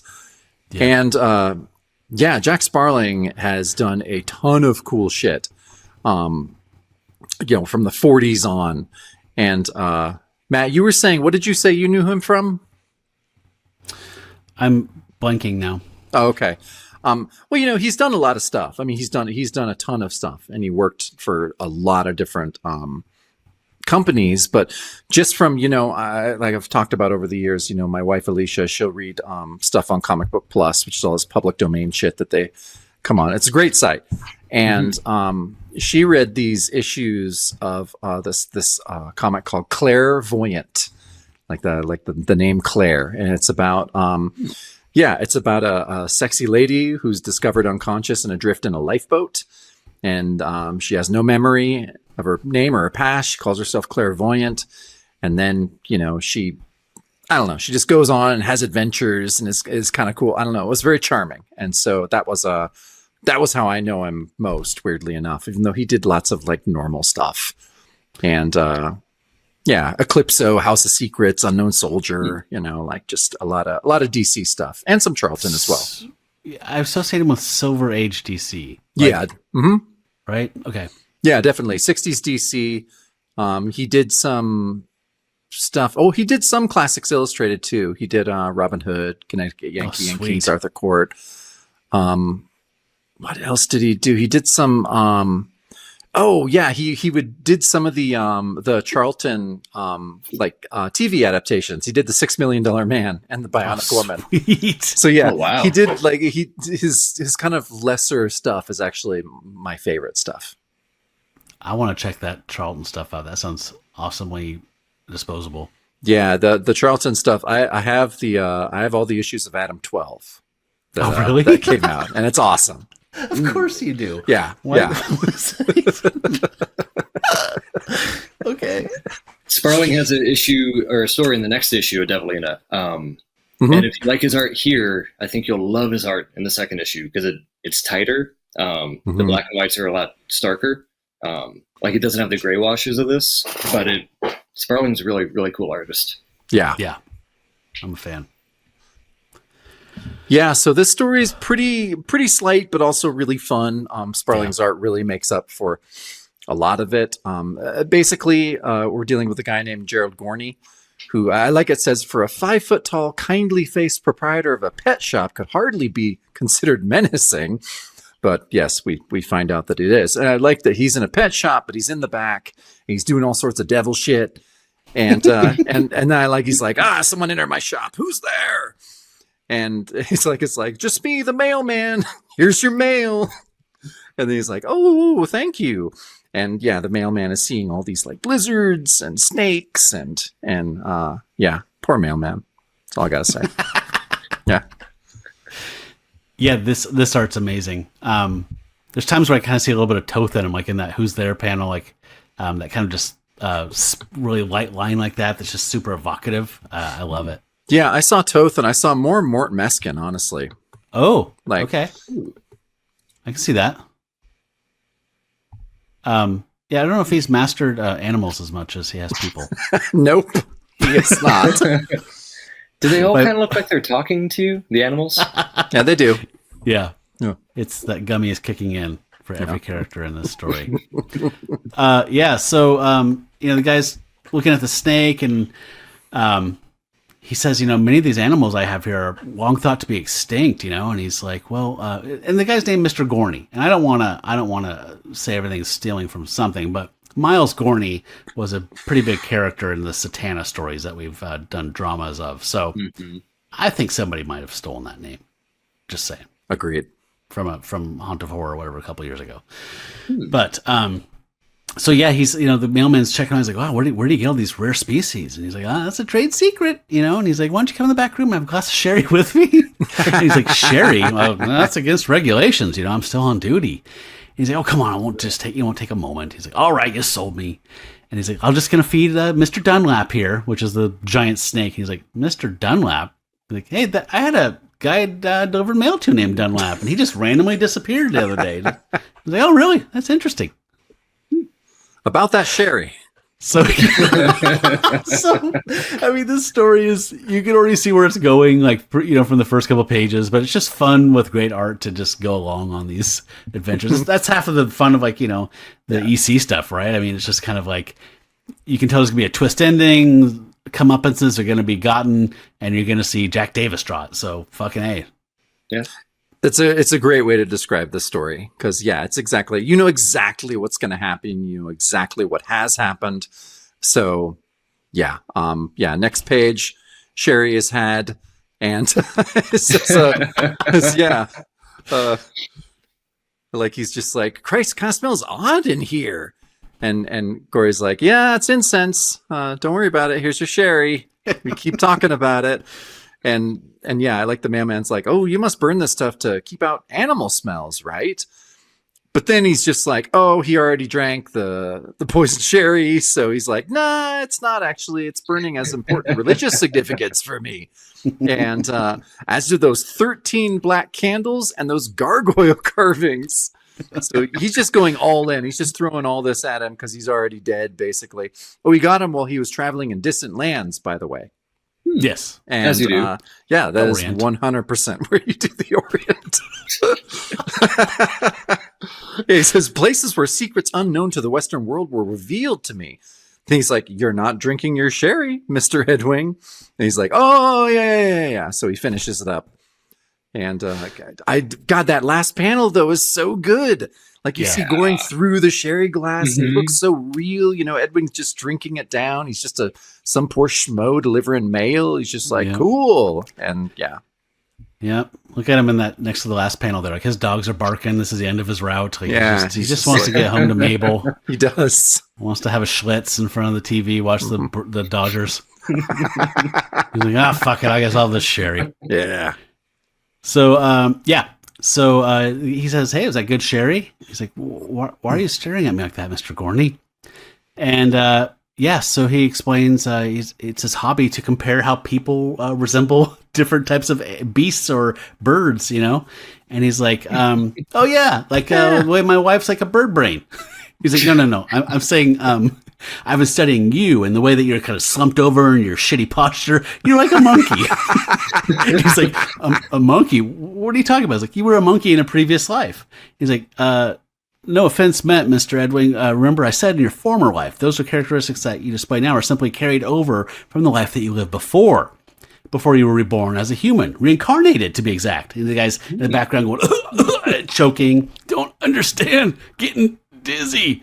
And then he just collapses. He's like, that drink you gave me, can't move, paralyzed. I forgot to tell you, the sherry contains some added ingredients. Again, this is all telegraphed, to anyone over 10 years old. Shocking. Yeah. And they say sherry way too much in this. Sherry? That's why. Oh, you mean the sherry? Yes.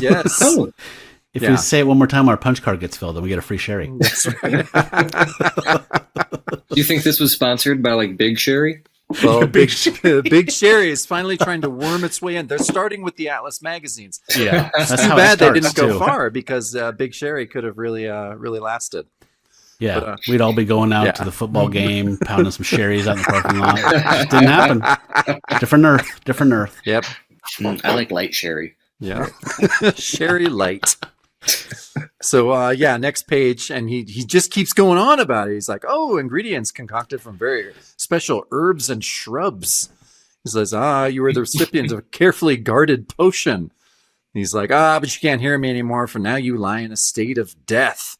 So he dies and says, soon your body will disintegrate until all that's left is a pile of ashes, but then you'll be reborn. I didn't expect that coming. So that was cool.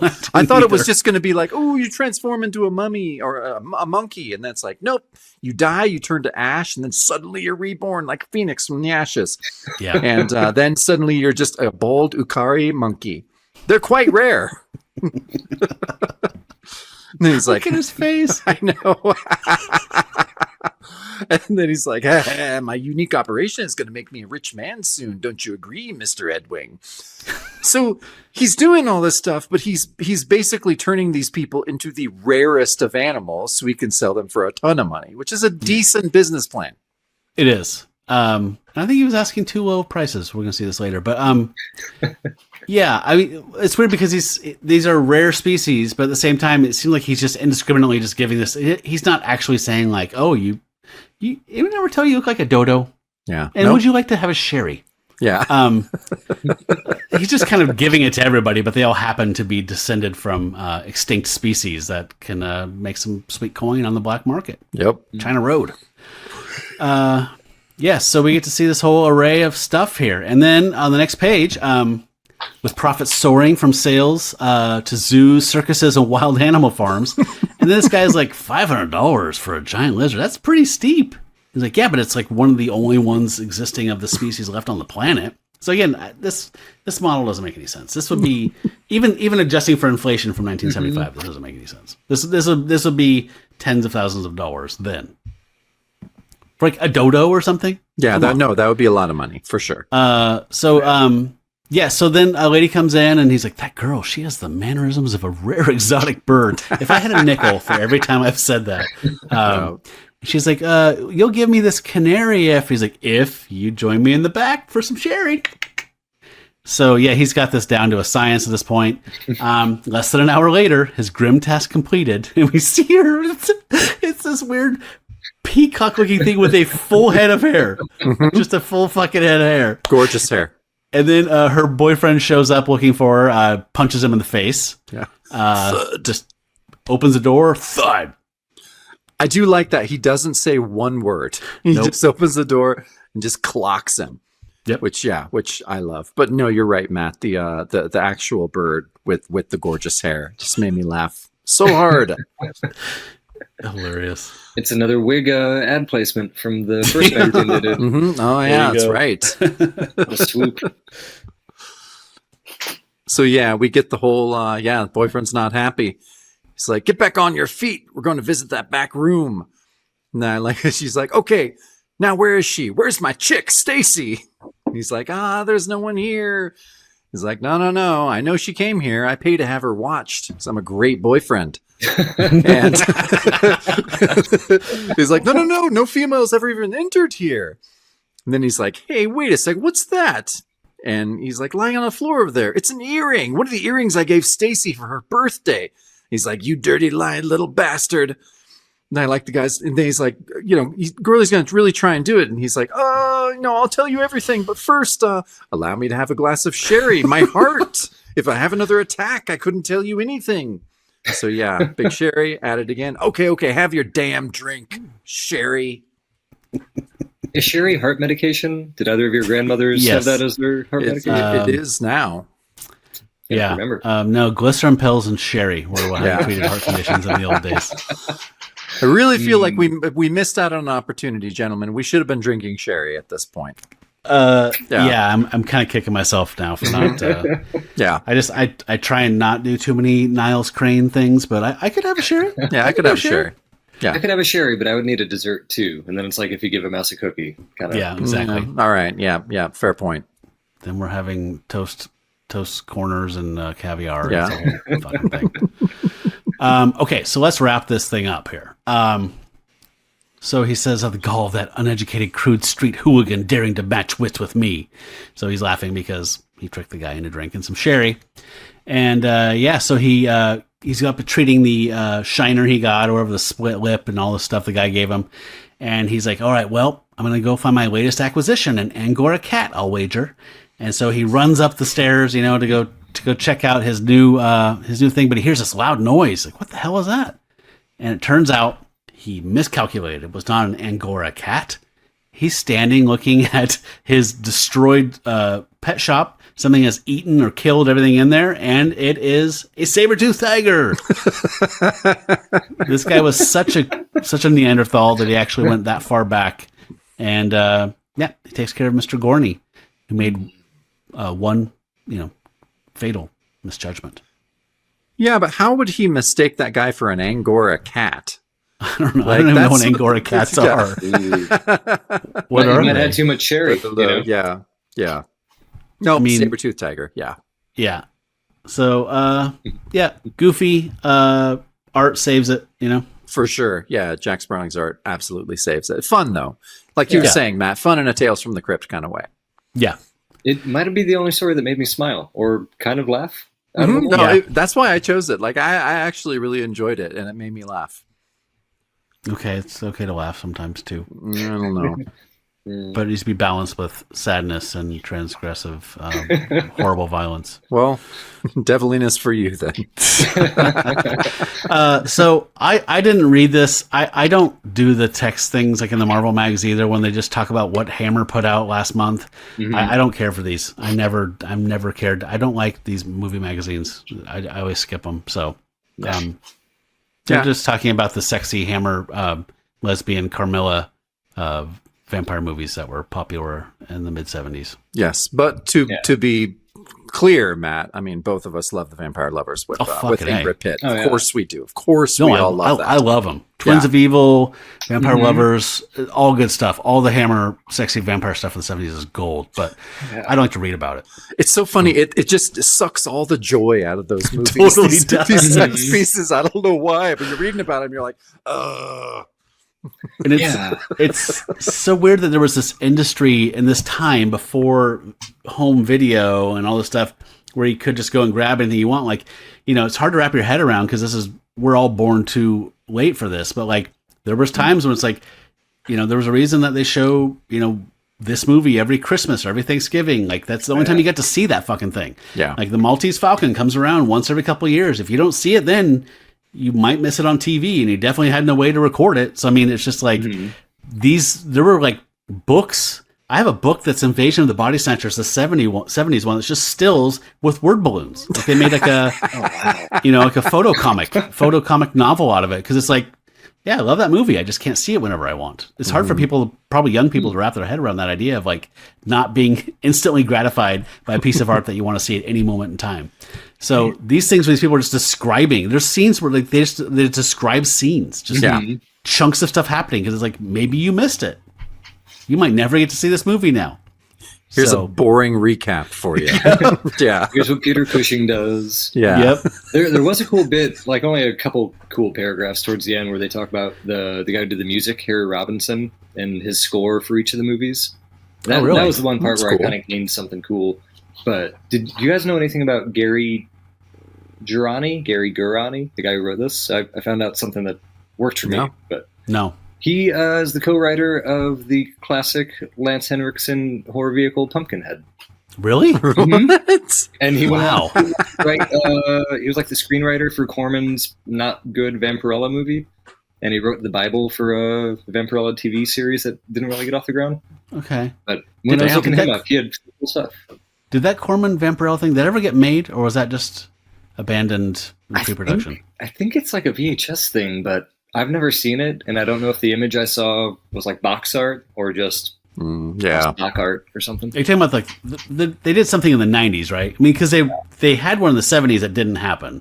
Yeah, but then not that there was one in the 90s. Is that the one you're talking about, the Corman? Yeah. Okay. Where it's like the pleather, like the plasticky. Yeah. I've seen the cover for that. I didn't want to see it. No. Pumpkinhead, great. And can we just agree to not really say much beyond the Tempest, except it's Shakespeare? It's Shakespeare. The Leo Summers art is really cool, but it's So if you want to read the Tempest, this is a cool way to read it. It's like Shakespeare illustrated, and it's cool.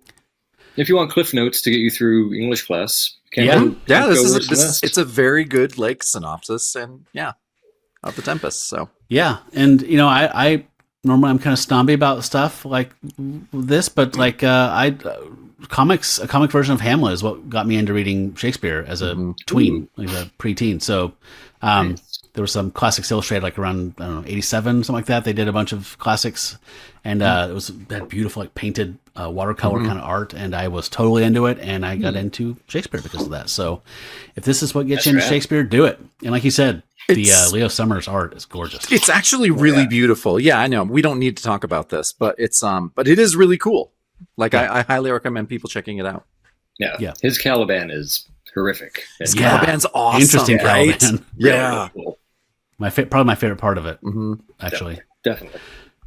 And so then there was a pinup at the end saying in the next issue of Devilina, the sister of Satan fights the forces of evil on a most surprising battleground.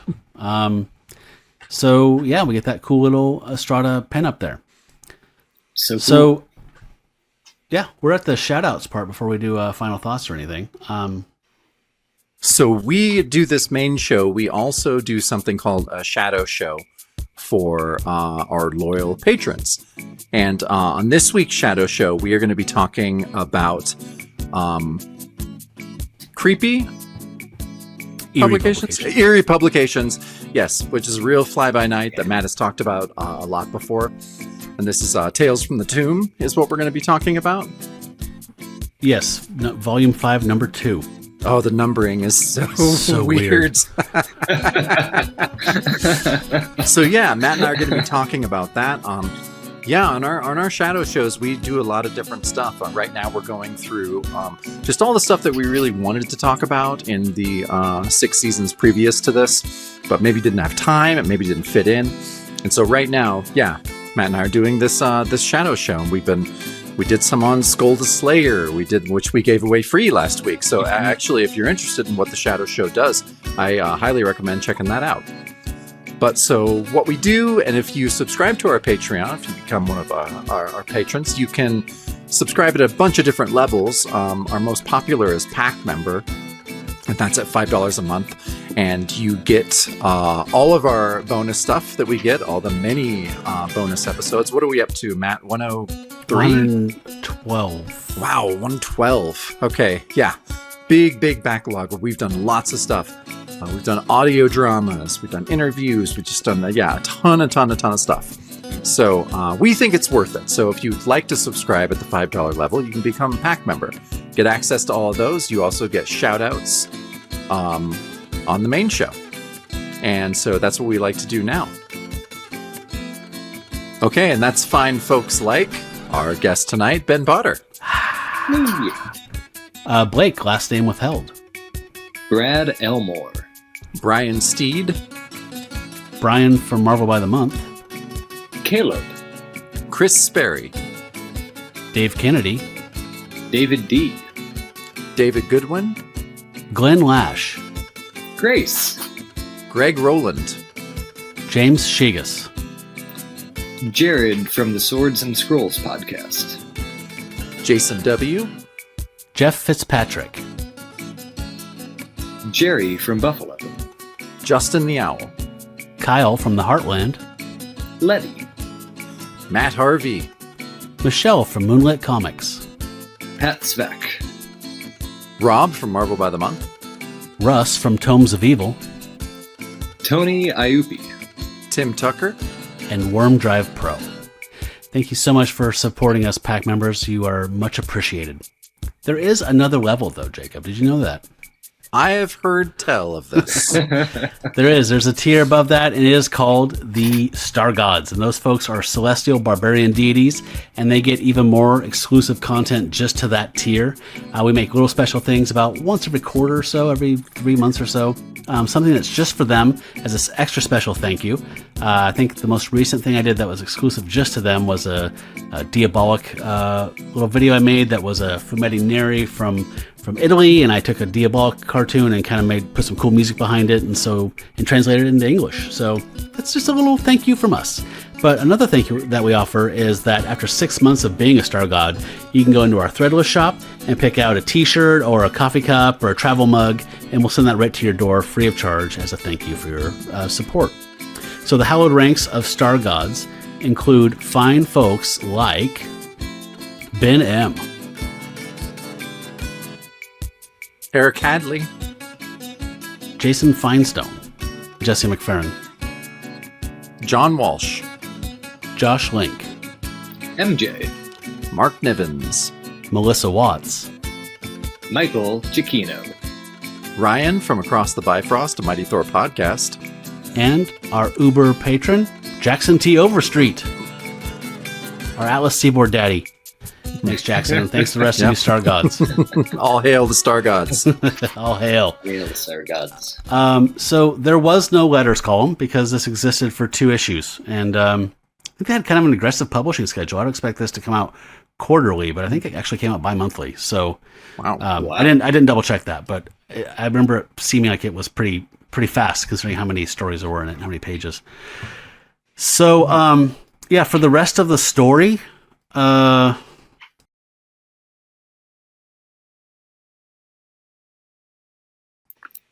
was Devilina 2. And did you guys read all of it or just the Devilina story? I got to read all of it. Yeah, I read all of it too. Okay, I just read the Devilina story. So that's just in brief. Maybe Ben, you're our guest. Why don't you just briefly kind of, not as obviously as hilariously perfect as your TV guide description was, but describe briefly what happens in that story for the people at home. People at home, you should go back and listen to the Son of Satan episode where Satan sends one of his demons to possess somebody close to the protagonist's life, and conflict ensues. And Satan sends Corrupta to possess somebody close to Devilina, like maybe the guy who's going to hire for a job, so her occult reporting degree doesn't go to waste. That happens, but there's a whole Ra of Scarab thing. If you saw the Scarab before, maybe it comes back in a different way. And there's body horror, there's possession. You get to see Devilina use her battle cry. You get to see her use her powers. And it ends on a cliffhanger that honestly made me want to come back for issue 3 because it felt like the series was starting to find its feet. And Estrada's art, if you like in the first issue, with the moodiness, this second issue, he leans heavily into the inks and it works so well. His crowd work, great. Yep. Perfect. Yep, I'm with you, man. I loved where this was going. My heart was broken by the end of it. I was like, oh my God, this was just getting... I mean, like, the origin's great, but like this was like, oh shit. Snaps Kodiak or whatever, like her coworker, photographer Kodiak. That she's, as a cult reporter, her first job. And like you said, there's some body horror, this weird like Lovecraftian body horror that happens. And I was totally into it. You get to meet Atlas's own Jimmy Olsen ripoff with Snap Kodiak. Snap Kodiak. Yep. Oh man, we were. Okay. So, my only note that I wrote for this whole issue was, as a reader, we were robbed of this series continuing and getting the novelty issue where Devilina, a cult reporter, meets Hunter S. Thompson. Not a cult reporter, but Gonzo, yeah, it could have gone. Yeah. Yep. No, the rest of the issue is fine. There's some cool stories, but man, it is a very rapey second issue. Yeah, it is really intense, and sexual assault is in every single story. That's not Devilina. Everyone, really, and yeah. I didn't read it. I just flipped through it and just was like, God damn, the art's gorgeous. The art is awesome. But each story is like Lay of the Sea. Yeah. It's way more edgelordy, for sure. Definitely. Okay. Kind of a throwback to Gothic romances? Yeah, no, it's worse than Gothic romances. Had a lot of those. Yeah. Wow. The art in every story is great, and so on first read, it kind of tricks you, because you're like, I like reading the art on these pages, but damn, when I think about the plot, I don't want to tell anybody what story I just read. No, it's really brutal. Okay. But there's a great werewolf story. A really good werewolf story. Two good werewolf stories. Honestly, yeah, there are two. Yeah, there are two. Yeah. Yeah. I did see that. Oh, yeah. Great. They bring a horror host in. Sorry.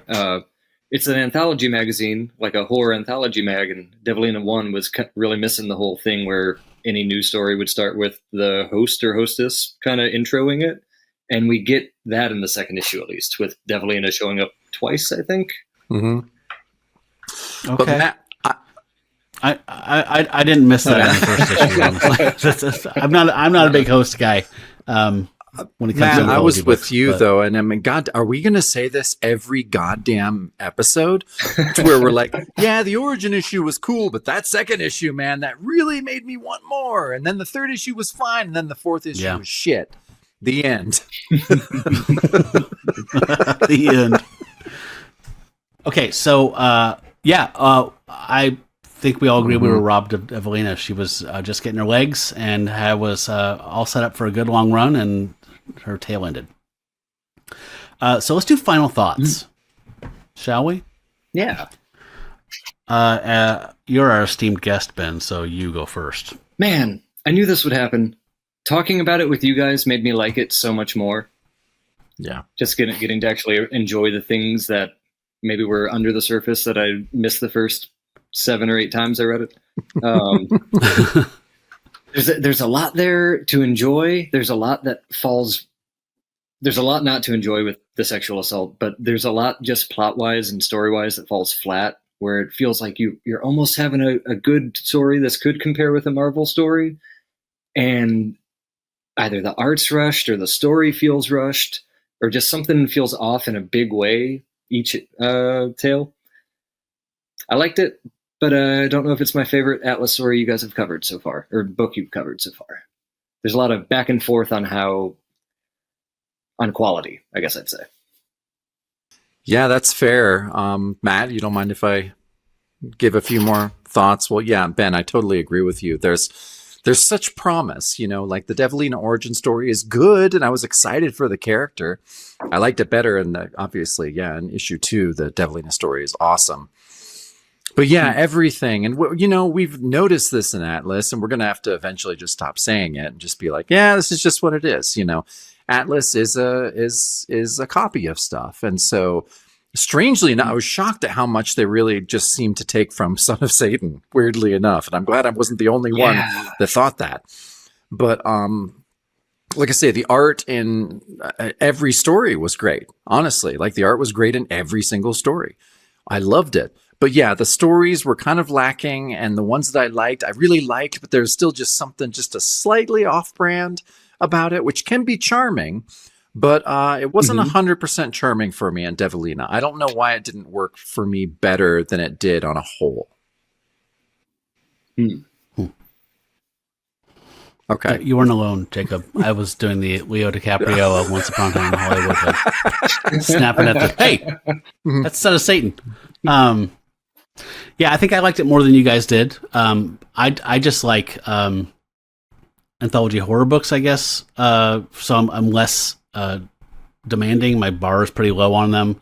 Like we've talked, Jacob, I love all the Charlton, the Gold Key, like Grimm's ghost stories from the 70s and early 80s. Yeah. Like a lot of times they're just super disposable, but they're just absolutely comforting to me. And I appreciated, even though this went to some like Lay of the Sea and the stuff that I'm apparently going to read in issue 2, even though they kind of cross a line and get into sleaze here and there, I thought I like that promise of like the magazine like being for the more mature reader, and it never really pays off that much when Marvel does it with Curtis.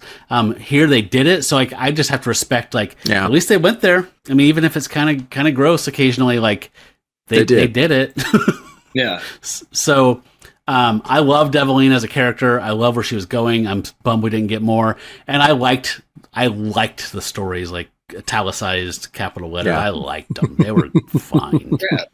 Great art. Stories were okay. I would have definitely been like, this would have been top of my list probably if I was like 12 in 1975. I would have been like at the drugstore, like, when's the next one coming out? Like, this is my thing. Like, totally. So I loved it. Even when I thought the story was meh, but so I wish we had a year's worth of this instead of just 2 issues. Oh yeah. I wanted to do it because I thought it'd be, like Atlas's response to Vampirella. And so I was able to get a facsimile of Vampirella #1 and kind of just let me read this and see how it compares.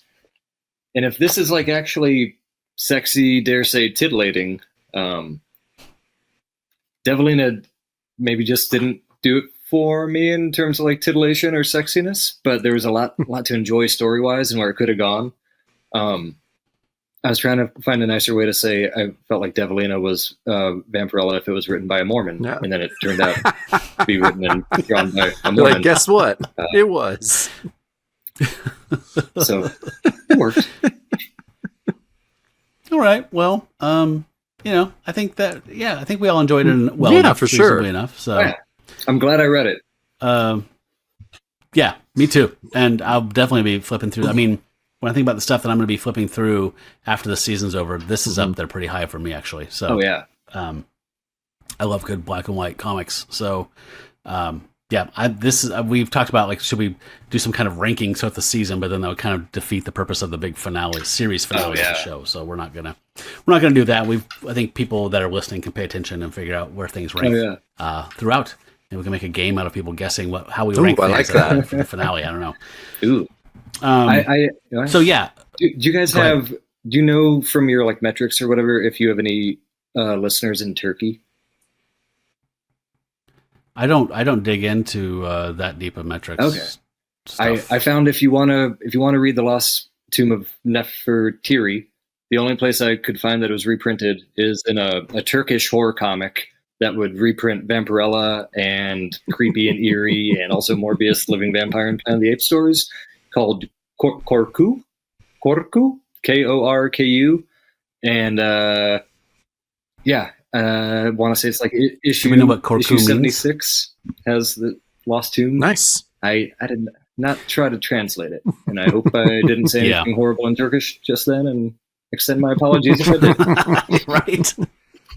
I would just throw ad blocker on and go to readcomics.li or whatever the shady scan sites are. That would be my suggestion. That's or right. watch our YouTube video. Oh, Cool. So next up, we're going to be talking about Morlock 2001. And this is one I've been looking forward to reading. It sounds like a very bizarre concept. It's sci-fi with just a smish of horror in it, body horror. So it sounds like a really bizarre comic from what I've read about it. But I think we're pretty familiar with the folks we're going to meet there. It's written by Michael Fleischer, the workhorse of Atlas Seaboard so far, with Al Milgrom pencils and Jack Abel inks. So Yeah, we know those We guys know those well. We'll guys. jump right in on that one. yeah. yes, I'm looking forward to that. And then, like Jacob said, first though, if you are a Patreon backer, you'll be getting the Shadow Show, and where we're talking about Tales from the Tomb, Volume 5, Number 2, which is from 1970, from Eerie Publications. I'm looking forward to that. So yeah, we are on Instagram, we're on Threads, we're on Blue Sky. Just go there and look for Bronze Age Monsters. We'd love to hear from you. And if you are interested in getting the Shadow Show and the archive of all 112 previous episodes, just go to patreon.com/Bronze Age Monsters and back the show at a level that gets you access to the Shadow Show. And lastly, we'd love for you to leave a comment, let us know what you thought about this issue or anything that's coming up or anything we've already reviewed from the season.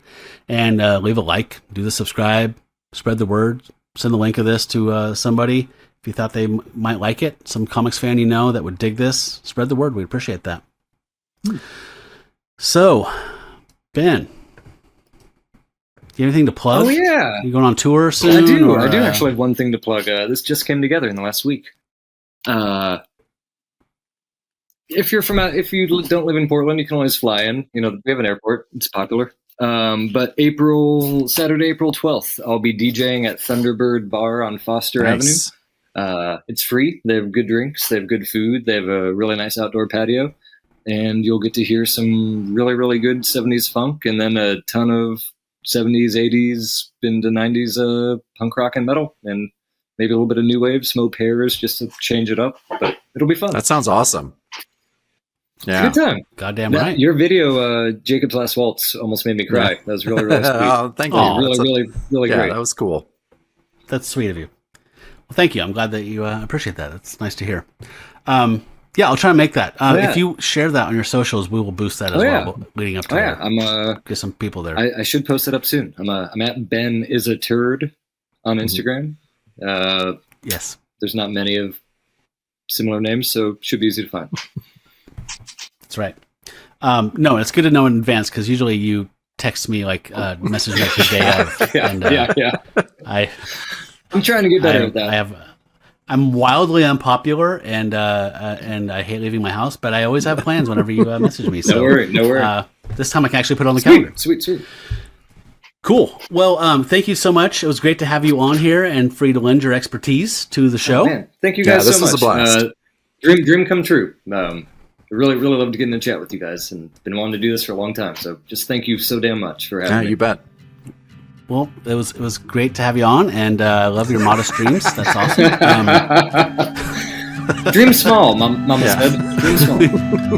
Right. Well, cool. It's great to have you on, and thanks to everybody out there for listening or watching. Until we see you next time, stay bronze, Pony Boy. Stay bronze.